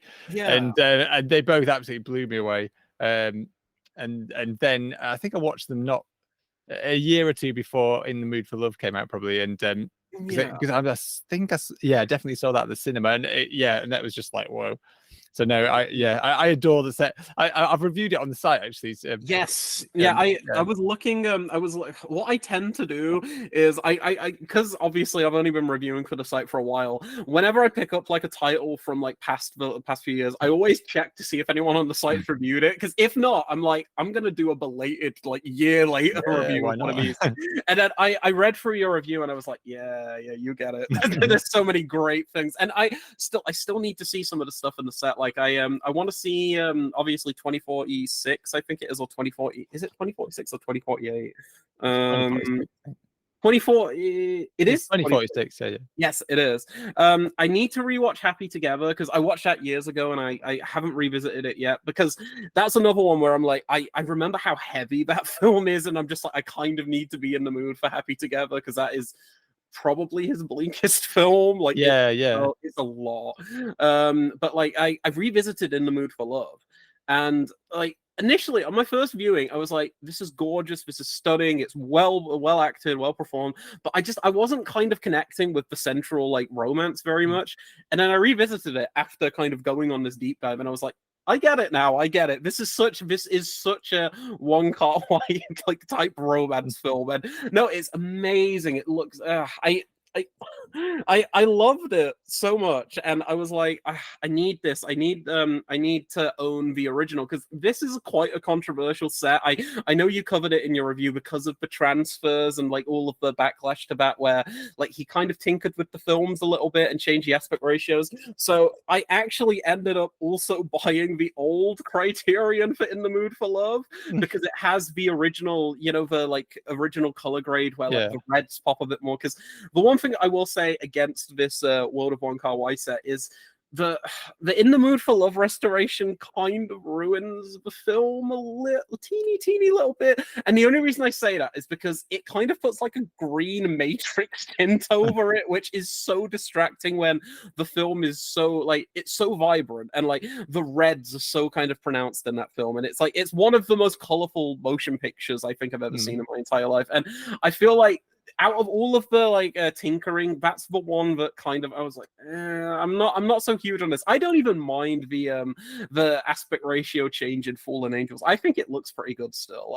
Like I still think that version looks good, but I wanted that original version with like the original like popping reds and everything. And also, strangely, this has a few extra bonus features than this one, which kind of like shocked me, because there's Tony Ray, I think it's Tony Raines. Oh yeah, Tony Raines. Yeah. He did 2 interviews for this old Criterion release, and they're not present on this. That's weird. But he also did an interview and a commentary for the Chunking Express, like the very old Blu-ray that Criterion did, and they're also not in the World of Wong Kar-wai box set. So I don't know if like Criterion had a falling out with him, maybe Tony Raines might have had a problem with the whole tweaks and changes and things, but I don't know. It was very, very confusing, because I was just like, why are they not there? So I wanted to pick this up for obviously the original color grade, but also just the fact that it's got a few extras. And I ended up checking the Tony Raines interview out, and it was really, really interesting. Yeah, most of his stuff. I mean, if you see his name on something, it's always worth watching. He knows his stuff. Yeah, my first introduction to him was the interview he did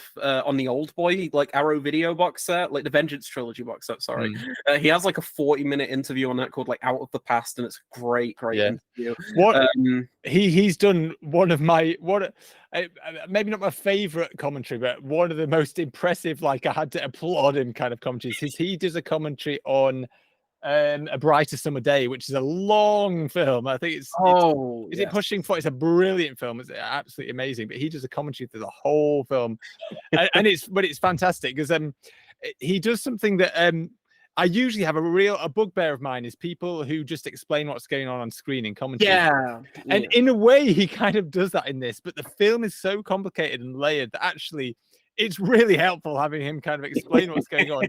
But he doesn't just do that; he adds a lot more to it. But he does that in a way. He does that in a way that really helps you appreciate and understand exactly what you've just seen. Tony Raines is a legend. I must admit, I didn't realize it was missing for that. I think it's weird. I think it's been a while since I've seen it now, but the changes and stuff didn't bother me as much. I think As I say, partly because the last time I'd seen like Chunking Express and Fallen Angels on VHS or something, which is totally the wrong aspect ratio. Like, so it didn't bother me that much. But I mean, but I did, as I say, I did see In the Mood for Love and Cinema and things, but I don't know. It didn't. It still looked good to me, and I think if it looked good, and if it's the director who made those changes, then like fair enough. But I do understand people getting. It is frustrating that it didn't include both versions on there, maybe or something like that. But but at the end of the day, I don't think it necessarily changed the film for me, which is I guess is what matters. But I don't know. Because I'm usually I'm more on the side of like if a director really wants to like tinker with their film later down the line or something, I'm never opposed to that unless it's like completely changing and like obscuring the original version. It's one of the things I really love about like the like whenever we get like a special edition of like a Francis Ford Coppola film is he'll always include that original version. If you get Apocalypse Now, you'll get the like all of the cuts of the film. One from the Heart as well recently, and it's just like I like when filmmakers will give you the choice for both because it gives you the one that you like, but then it gives them the one that they like or like their version. And the whole George Lucas thing keeps. That's and then just totally gets rid of the old versions. It's so frustrating. Yeah, and the strange thing with the Wong Kar-wai stuff is I every so often I've spoken about it before on the podcast, but I'll subscribe to the Criterion channel, like the US streaming service they've got, and obviously because they've released the films, they have all of the Wong Kar-wai films on the Criterion channel, and they've got their extras and everything, but one thing I really like about the Criterion channel is like I was just mentioning the extras, and in the extra section for Chunking Express, for Fallen Angels, and for most of these films, they actually have as a bonus feature the original versions of the films. So like if you want to watch Chunking Express or Fallen Angels in its original aspect ratio, it's available to stream on there, which just kind of begs the question, why not include it on the Blu-ray if you're like happily gonna stream it? I really don't understand that. Like it just kind of confuses me a little bit, but still, I again for the first time like seeing stuff like Days of Being Wild and As Tears Go By, like those films I'd never seen before, so they looked like absolutely amazing. I don't know if they've been like incredibly tinkered with to what the theatrical releases look like, but for me they looked great. And like the only time I really had an issue going through the set was the In the Mood for Love. Such a drastic change, and again I know a lot of people have their issues with Fallen Angels because it completely changes like the aspect ratio of the film and like you're losing a bit of the image, but I think it works for how stylized that film is, and it didn't really distract me too much. Like it's such a gorgeous film, but like even if you do mess with it, it still looks gorgeous. So I can't complain that much. And just the box set itself was just absolutely amazing. And I could go on and on about everything else and like all of the extras. There's so many good extras and interviews and it's an amazing set.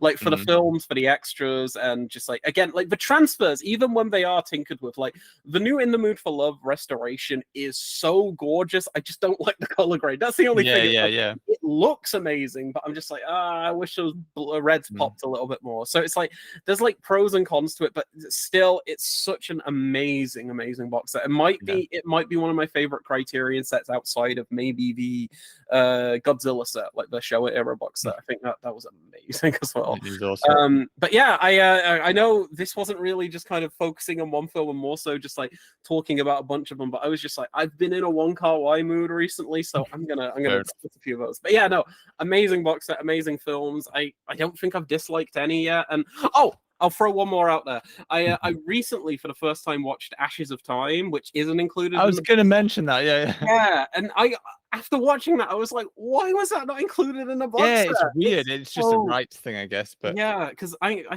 did like, is it like Artificial Isle Curzon who have that out on Blu-ray over here? Yeah, one of them was. They're the same now, aren't they? Yeah, it's in print, and it's like it was like a tenner, so I picked it up, and I was like, oh my god, this is amazing. It only, again, kind of like this box set, the only version on the Bluray is the Redux version. Yeah, I was going to say there are different versions of it again. Yeah. is I was doing a bit of digging. One thing I love to do. I don't know if you're familiar with the site, but I love the website DVD Compare. I think it's so helpful for like if you want to see if something's cut or if there's alternate versions or extras and whatnot. And on there, I was looking, and obviously the original version of Ashes of Time has never been released on Blu-ray, but I was looking through the DVD Compare for the original DVD releases, and the only version is like, I want to say it's like an American DVD that is like in acceptable quality, but it's dubbed or something. And I'm like, no.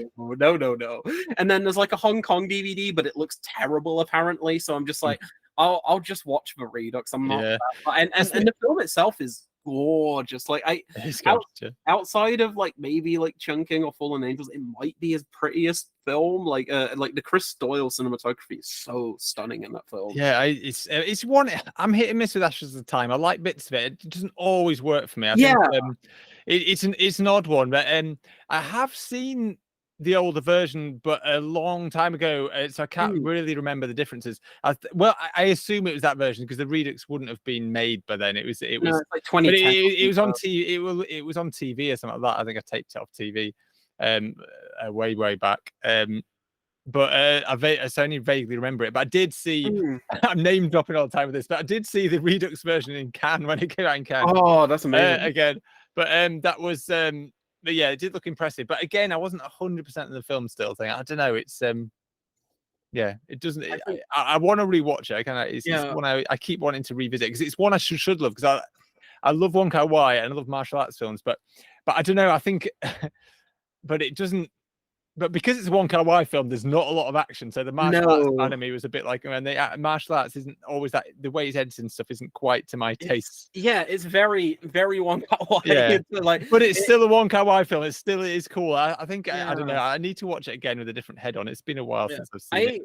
I really liked it, but like I kind of have similar issues where I'm like, I don't think it's perfect. And if I were to do like a ranking of his films, it probably wouldn't crack like the top 3 or 4 or something. But the thing I really loved about Ashes of Time is it reminded me of a film that I've never been reminded of before, and it's such a weird film to reference, but it reminds me of Michael Mann's Miami Vice. And I'll tell you why. Because have you ever seen Mann's Miami Vice? I think so. I can't remember. I think I have. Yeah. So the thing with Miami Vice for me, and I've realized this is kind of like a big thing now over the past like decade or so. It's kind of had a huge resurgence. It's like a cult film now. When it like flopped at the box office and like had mid critical reviews and everything. But the thing I love so much about Miami Vice is the fact that it's kind of utter nonsense. The characters are terrible. The writing is really like terrible in a lot of ways, but the vibes are like sublime. They're perfect. It's like the most. It's like I can't remember the exact quote, but like, and it's on the Wikipedia page for the film. But Harmony Korine has described Miami Vice as one of his favorite films. But he says he never when he watches it, he doesn't even watch it with the sound on because the narrative and everything that's going on in the film does not matter. It's just about the vibes. It's just about how beautiful it is and how it uses this like digital cinematography in a way where I'm like, I don't really care about the overarching narrative of that film, but I still love it dearly because it gives me this like feeling that nothing else really does. And I can't say that for any other films, because if another film was like, oh, the narrative's naff or something, I'd be like, this is boring, I don't want to watch it because I'm not connecting to anything. But Michael Mann's able to kind of create this just like, I don't know, like this out of this world like energy and vibe to Miami Vice that makes me just love it dearly. And it's like, it's almost like a transcendental experience. It's crazy. And Ashes of Time reminded me a lot of that, where I'm like, this romance isn't like really hitting for me too much. And I think, like you said, some of the action is like strangely edited, and like there's so much going on that like in a typical film I'd criticize as just being kind of bad. But then I'm also just like hooked and transfixed by how gorgeous everything is, and how like it just feels like the film. I think he said it's like his favorite film he's ever made, or like the most important film he's ever made, I think Wong Kar-wai said. And I get that. It's like you can tell how much effort and like passion and blood, sweat and tears was put into the production of that film, and it is gorgeous. It's amazing. It's kind of just like a bit like sloppy when it comes to the narrative and most of the like actual technical elements, but it's like I'm transported into that world for an hour. I was transported into that world for like an hour and 40 minutes or whatever. It's a really pretty film.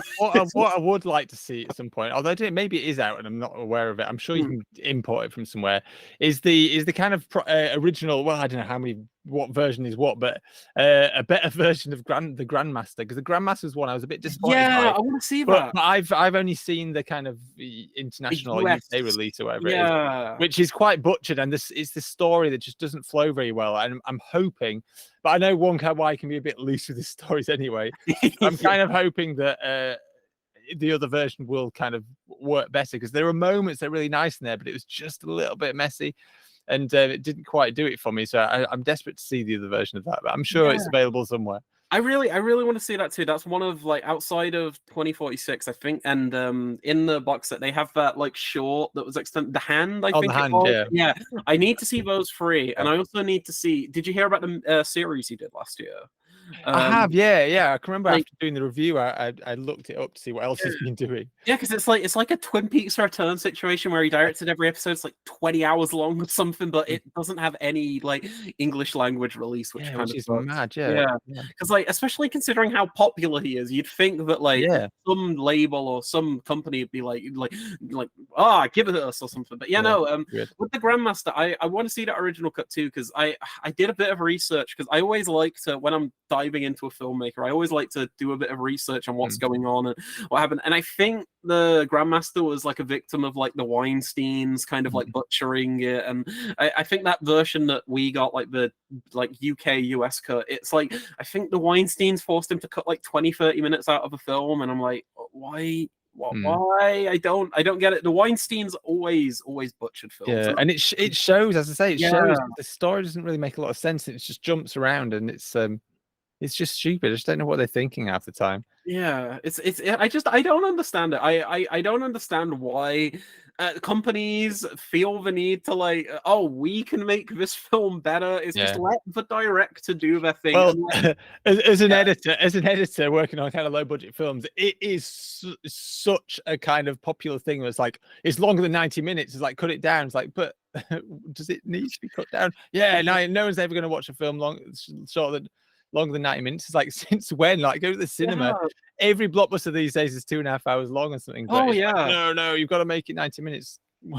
It's like, I think my favorite thing is when films are allowed to like have that room to breathe almost, because it's like, I'm not like, there are some fantastic 80-minute films out there. Like there are even films that are like an hour and 10 minutes. Like I do like a tight kind of film, and tightly kind of just a film that really moves, and I do appreciate a short film. But some films have just got to be long. It's as long as the story allows it. Exactly.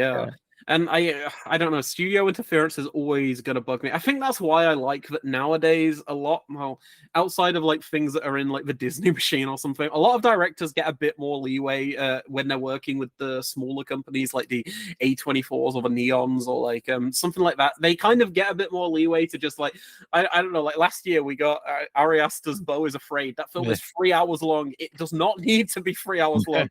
But he was like, I made Hereditary, I made Midsummer, I made you guys money, let me do this. So he just basically did that. And even this year with Yorgos Lanthimos with Kinds of Kindness, like that film is like almost 3 hours long. I actually watched that again last night because it's finally available like digitally, and terrible, I know, I'm a physical media guy, but you can get it on iTunes for like a tenner in 4K. And I was like, I don't even think it's going to get Blu-ray over here, to be honest, because I don't think it made much money. I actually think something's been announced recently. I might be wrong. I've seen some things posted, right? I might be wrong. Might be a US thing. If it gets a Blu-ray over here, I will still buy it. I did that with Poor Things as well. But I watched it last night with a friend over call, because like we both watched it basically. And Kinds of Kindness is like, I don't know how the Walt Disney Corporation Criterion decided that this was going to be like an acceptable film to release. Have you seen Kinds of Kindness? I have. I loved it. I thought it was amazing. So yeah. It's so funny, but it's like it's kind of evil. Dark. Yeah. It's like I don't even want to give away some of the things, but like each of the three the segments of the film have like such a like. There's always like a disgusting reveal at some point, and you're like, what? Like, how did this get like how are the same people who are releasing like the Marvel films and like Inside Out 2, they're like, yes, let's put this out in wide like a wide release in the UK. And I don't know, I always love when a filmmaker can kind of push something through that really shouldn't be like released, and even if it flops, even if it makes no money or like bombs, it's like most of the time, maybe not so much with Disney, but most of the time they get these like glorious like special edition releases a decade later. Like again, like Miami Vice, that film, absolute box office bomb. Everyone hated it, but now 88 Films are doing like snazzy releases with like making of documentaries and all of this stuff and commentaries. So I don't know. I'm a sucker for that. Also, I just realized I've been yapping again. I'm so sorry. Right. It's your pick. It's your recommendation. Let me hear. We're never going to do a short episode, are we? Well, if I'm here, it's always going to be like 8 hours. I'm sorry. Well, this is gonna. You were saying earlier. This is gonna be. This. I was saying earlier how I've kind of gone. I've gone quite rogue. I've gone quite different this episode. Like, and you were saying earlier how. I don't know if it was recorded or it was before we started recording. How you're saying you've got a habit of always doing these kind of grindhouse like Italian movies and all this kind of stuff. And I've been doing a mixture of kind of really obscure stuff and or a classic stuff or like stuff like that. Well, I'm gonna go full on the opposite direction, and I've watched something pretty mainstream, although it's not quite mainstream because I'll discuss it in a minute. But this was I watched a film with my wife. She was up for watching a movie. I was like, let's just watch something silly, and we actually watched Barb and Star go to Vista Del Mar. I've really wanted to see this for the longest time. I've heard amazing things. Yeah, so it's that's the thing. I'd heard good things as well, and I'd picked up. I mean, I must admit, this is just a DVD. Yeah, it doesn't have a Blu-ray. Yeah, there's no Blu-ray in the UK. You can import a US one, but I wasn't about to do that because I was taking a bit of a gamble because it kind of sounded like it might be a bit of a Marmite film. Yeah. So yeah, what's interesting about this is that because it's got it's Kristen Wiig. She co-wrote it with Annie and co-stars with Annie Mumolo. I don't pronounce it, and so it's kind of their baby. And obviously Kristen Wiig at least is a big name, and the film kind of came as an idea of them working together on Bridesmaids. So you just think this is a massive film, but it wasn't. But the problem was it was supposed to be released theatrically in 2020, but COVID. So COVID came out and it was forced into a video on demand release. So it just kind of disappeared. But it's one of those films where the people who have seen it keep talking about it and keep saying it. And I can remember it. I'm pretty sure it was in one or two of the lists, kind of the Blueprint review, kind of end of year lists. So it kind of piqued my interest, and I found it super cheap. I can't remember. It was just a couple of quid or something, £3 or something on DVD. I was like, why not? So yeah, as I say, it's a wonderfully bizarre film. I'll kind of tell you what it's about. So it's basically about Barb and Star, middle-aged ladies. I'm guessing kind of they mention 40s at some point in the film, but they kind of feel more to me like early 50s or something. But yeah, late 40s, early 50s. And they live a very dull life. They've lived in the same time. They're both divorced. And they live in this kind of small town, America. They both work together in a furniture shop, and they spend their days just chatting on the sofa, selling the occasional bit of furniture. And they're just the best of friends, but they kind of go nowhere. But what happens is the store gets closed down, and they're kind of at a loose end. They don't know what to do.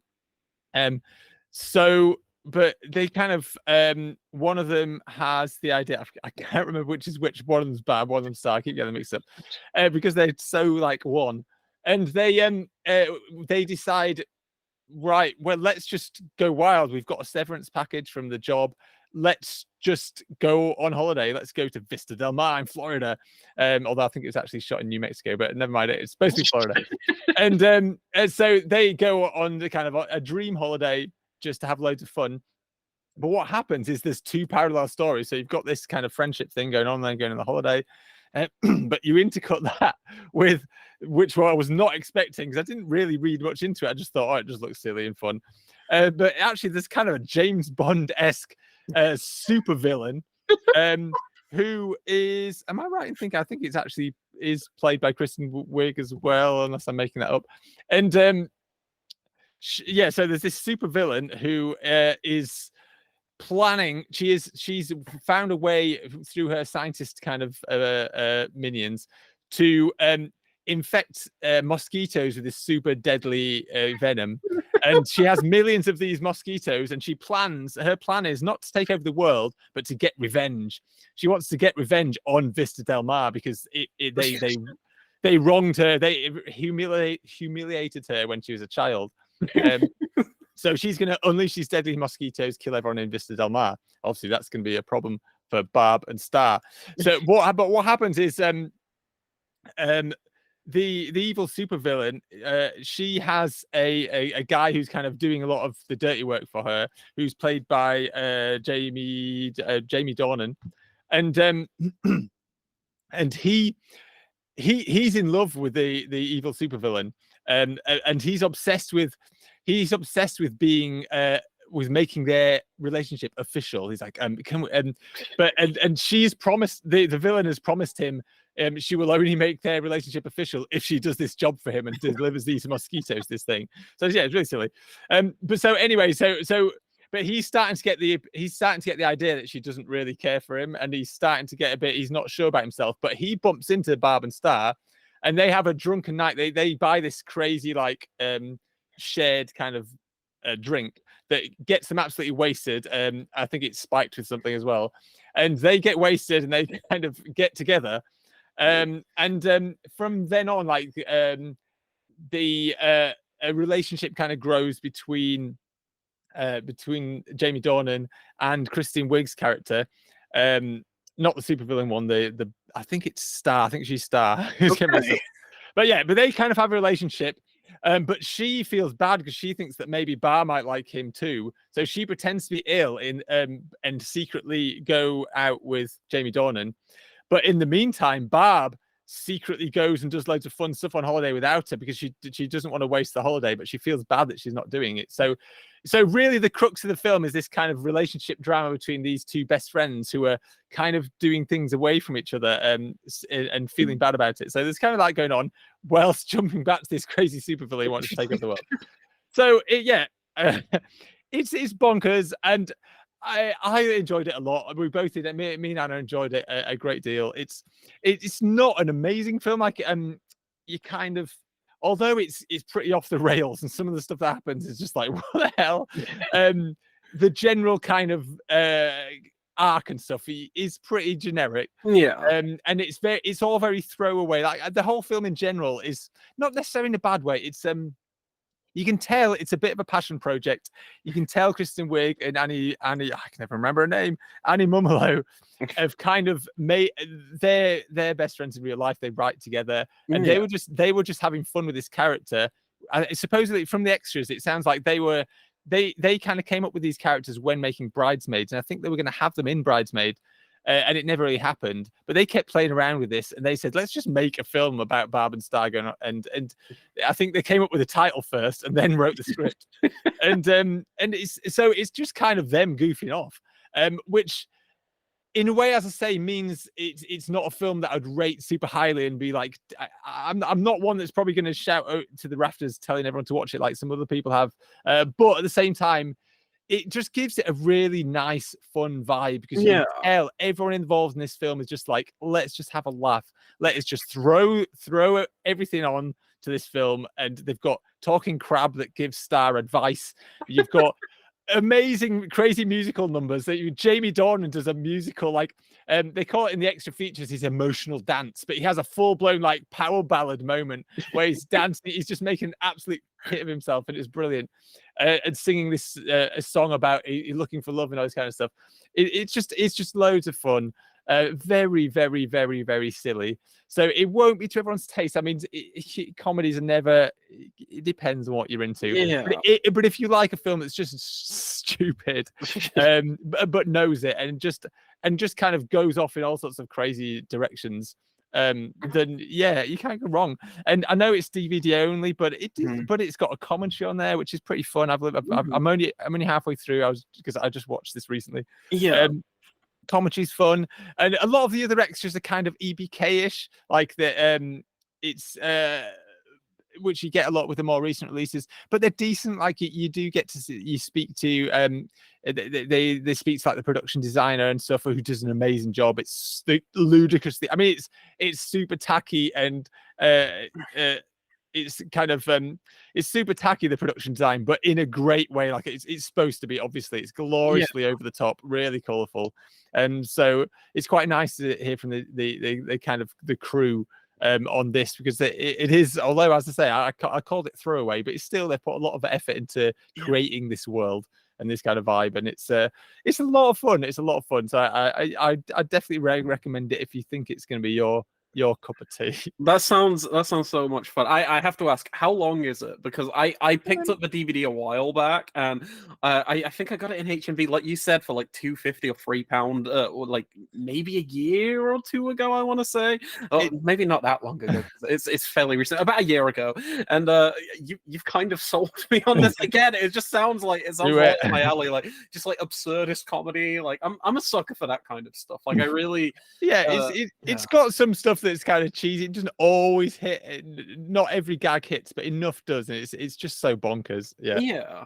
But lengthwise, it's 103 minutes, so it's that's fine. It's pretty short. It's a pretty standard kind of length, standard comedy kind of length. Oh, that sounds fun. No, that sounds super fun. Like you said, like I've heard so many people kind of raving about it, and it's one of those where like the audience, if they like it, they really like it type thing, like the fans of the film. So it's been on my radar for a while too, and like how you're describing it, I'm just like, I'd heard it was absurd, but like kill mosquitoes.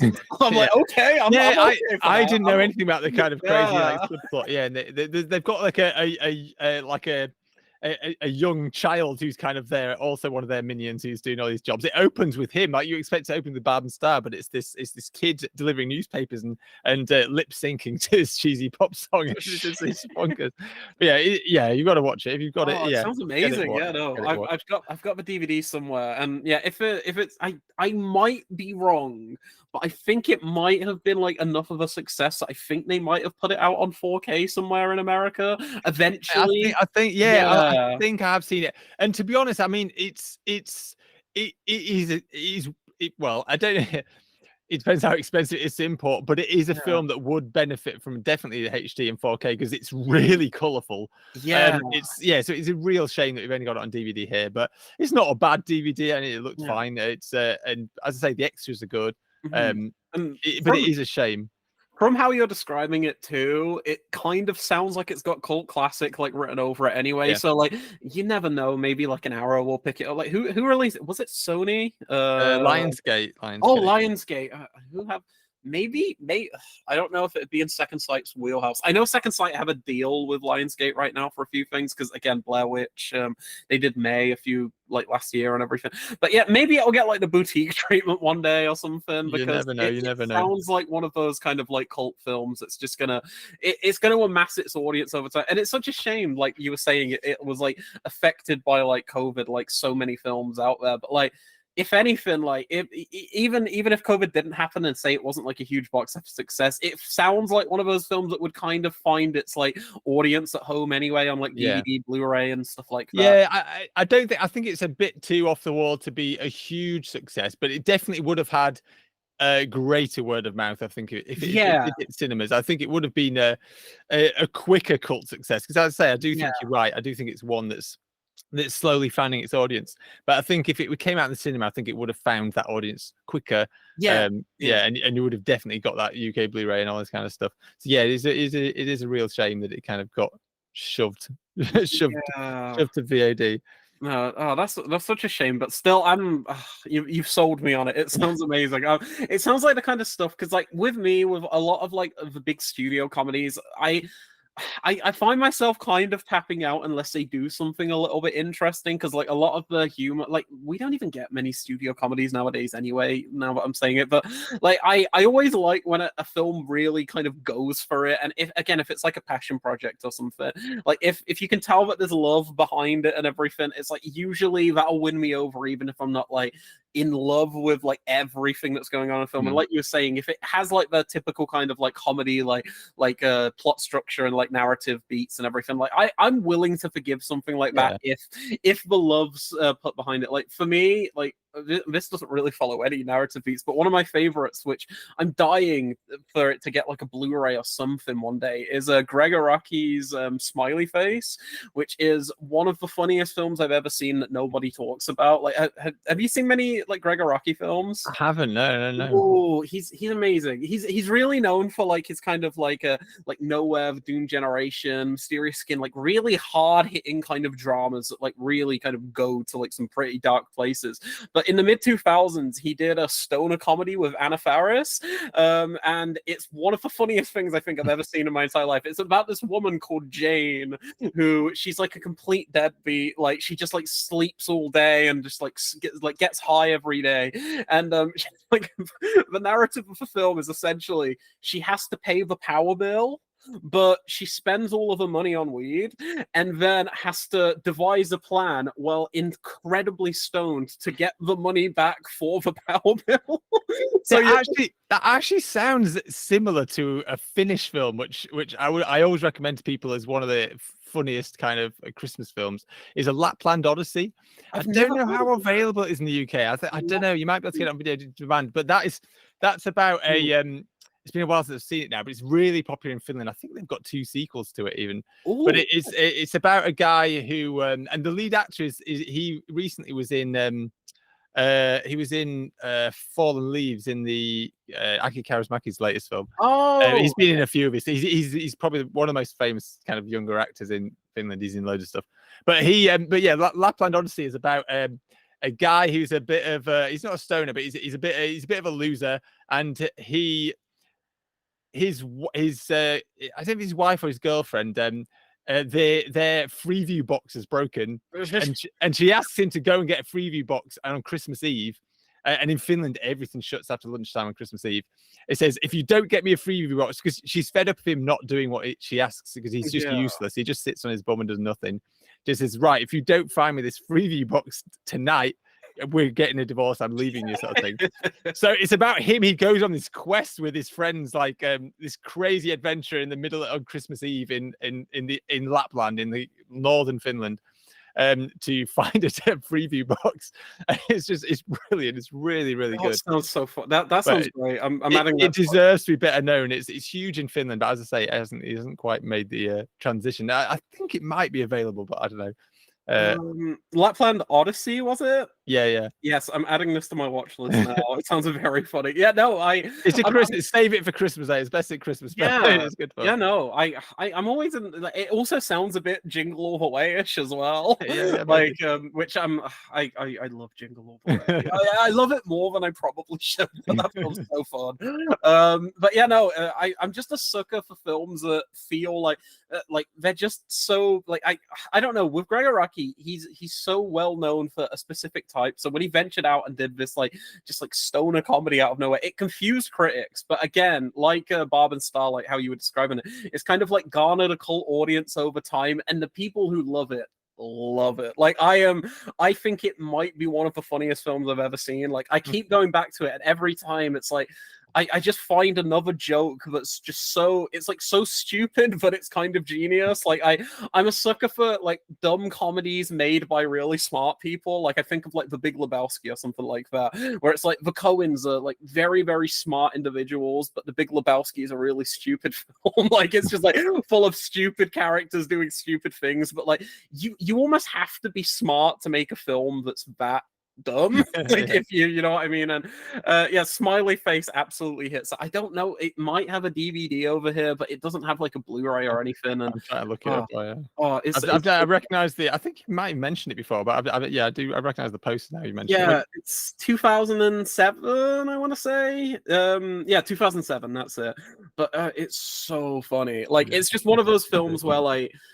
I don't know, like the narrative is kind of nonsense, but that's the appeal almost, because you're just following this character for 80 minutes and she's just like insanely stoned, and then like 1 minute she'll be like, oh, I have to pay the power bill, oh, but I need money, I need weed because I'm really I want to get stoned, and then she'll get stoned, forget to pay the power bill, then go off on an adventure, but she also wants to be an actress, so she's got like an acting gig or something, and she's got to do this while insanely stoned and try and like make it work. And then before you know it, she's traveling across the country. Like it's so bonkers, but like it's one of those films, but like it just hits for me. Like it's one of those things, but I can't get enough of, and I love recommending it to people because I'm like, even if you've obviously never had experience with like smoking or anything, I think it's just got one of those like universal kind of appeals of like the comedy.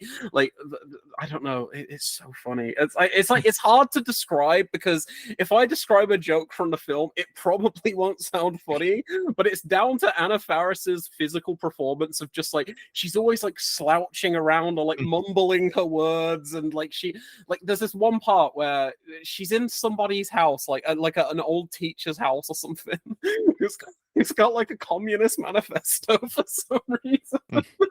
And while she's waiting to get this communist manifesto, she's just looking around. She's like really hungry, and she looks to the side and she sees a picture of like President Garfield or something, and she's like, President Garfield, he's cool. Why does this woman have a frame picture of President Garfield? And she's like, when I get home, I'm gonna frame a picture of Garfield the cat because I like lasagna. But if I frame a picture of President Garfield, it will be a meta joke, and they'll be like, why do you have a picture of President Garfield? And it's like, because I like lasagna. And like me describing this right now, it sounds like utter nonsense, and that's because that's what the film is. It's just like characters waffling on about insignificant, stupid things, but it's the delivery and just like how like committed all of the actors are to it, and like with the insane editing style and everything. But it's just it's so funny. If you can track a copy down, I'm gonna have to recommend it one day. Like I'll talk about it one day because it's so funny. But yeah. Anyway, why? This is your segment, and I'm recommending. No. So I'd finished on that. I'd finished anyway. But what did me? I must admit, when I was on Amazon looking at Smiley Face now, it reminded me there was something I forgot to mention in the upcoming releases. And this is totally way on the other side from Barb and Star and stuff like that. And this goes back to actually the Kurtzen. We mentioned Kurtzen doing some of these massive sets. They're doing a Bella Tarr set. Oh, yeah. And he's one of those directors that I mean, he's definitely not to everyone's taste. He's a super art house. Yeah. I must admit, I've only seen one of his films, but I was very, very, very impressed. That was The Turin Horse. Yeah, it was one of those films where I felt like everything about it was almost a parody of an art house film. Like it's incredibly slow, not happening. You've got people eating like potatoes and things, but it's so good. There's something I just couldn't tear myself away from it. It's just weirdly captivating, and the filmmaking is incredible. But as I say, so I've been desperate to watch more of them. I've bought. The problem is a lot of his films are really, really long. Like Satin Tango. 7 hours. Yeah, it's 7 hours. I have bought Satin Tango, but as I say, I just haven't found 7 hours to watch it. I saw, I think it's Michael Brook on Facebook just this week. Actually, they did because I think all of Bella Tarr's films have been remastered for this. But they showed down in London. They showed Satin Tango in its entirety. I think it was an all-night screening, like it was a midnight till the morning. But yeah, he went to see that, and he was not tweeting because it's Facebook, but he was posting it because I think they had a few intervals. Like after every interval, he's like, "I'm still awake, I'm still doing it." But it's from all accounts, it's an amazing film, but it's just so long. But the box set, as soon as it comes down in price a little bit, I mean, to be honest, it's a lot of money, It's like 90. It's £90, but there's quite but I think they're like I want to count. I won't say exactly how many films, like 7 but, or but 8 or something. I think there are 7, 8, but if you include Saturn Tango as basically 3 films, yes. then although I already own that one, so it doesn't count for me. But it's actually not that bad value. It is. So you say you own it. I'm guessing that has to be split onto like multiple discs. I think it might just be 2 discs. But I'm not sure. Okay, that's not too bad. Because I was going to say that 7 hours on one disc, the compression. I'm pretty. It's definitely at least 2. Yeah. But all of his films are supposed to be amazing. As I say, I've only seen one, but I'm very keen to kind of dig deeper. But yeah, what is it? 1, 2, 3, 4, 5, 6, 7, 8, 9. No, there are 9 films. Ooh, okay. 9 films. So already £90 is not a bad amount. And as I say, and Saturn Tango, how you pronounce it, is 7 hours. So it's kind of like 3 films. Yeah. So really, it's not a bad price. But I'm still going to wait for it to come down because I already own Turin Horse. I already own Saturn Tango. But I'm hoping it'll drop. If it drops to like 50, 60 or something, I'm there. As I say, it's the kind of filmmaker where you probably got to be in the right mood. Yes. He makes very slow, super slow films, but from what I've seen and what I've heard, and so many people rave about him, I'm very interested to get hold of that set, and it looks nice, like all of these directors. I don't know what they call that. I think it's like a series of directors. Yeah, whatever portfolios. I mean, they look really nice. Yeah, because I mentioned earlier, like I really want the Lars von Trier one, but like they've also done like a Peter Strickland one, which looked really gorgeous as well. And Wim Wenders, they did a Wim Wenders one too. Is there a what's his name? Is there a Werner? No. I don't know if there's a Werner one. I know BFI did that big box. Yeah. You got it yourself. Yeah, I see that. Yeah. I'm trying to think if there's any others. I know for sure there's those 4. There's the last one, Priya Bellatar, Peter Strickland, and Wim Wenders. Like they're the 4 that I'm confident about. Sure. Oh no, I know the other one. It's the guy did the Square and stuff. I think they've got one of those. Oh, Ruben Ostland or something.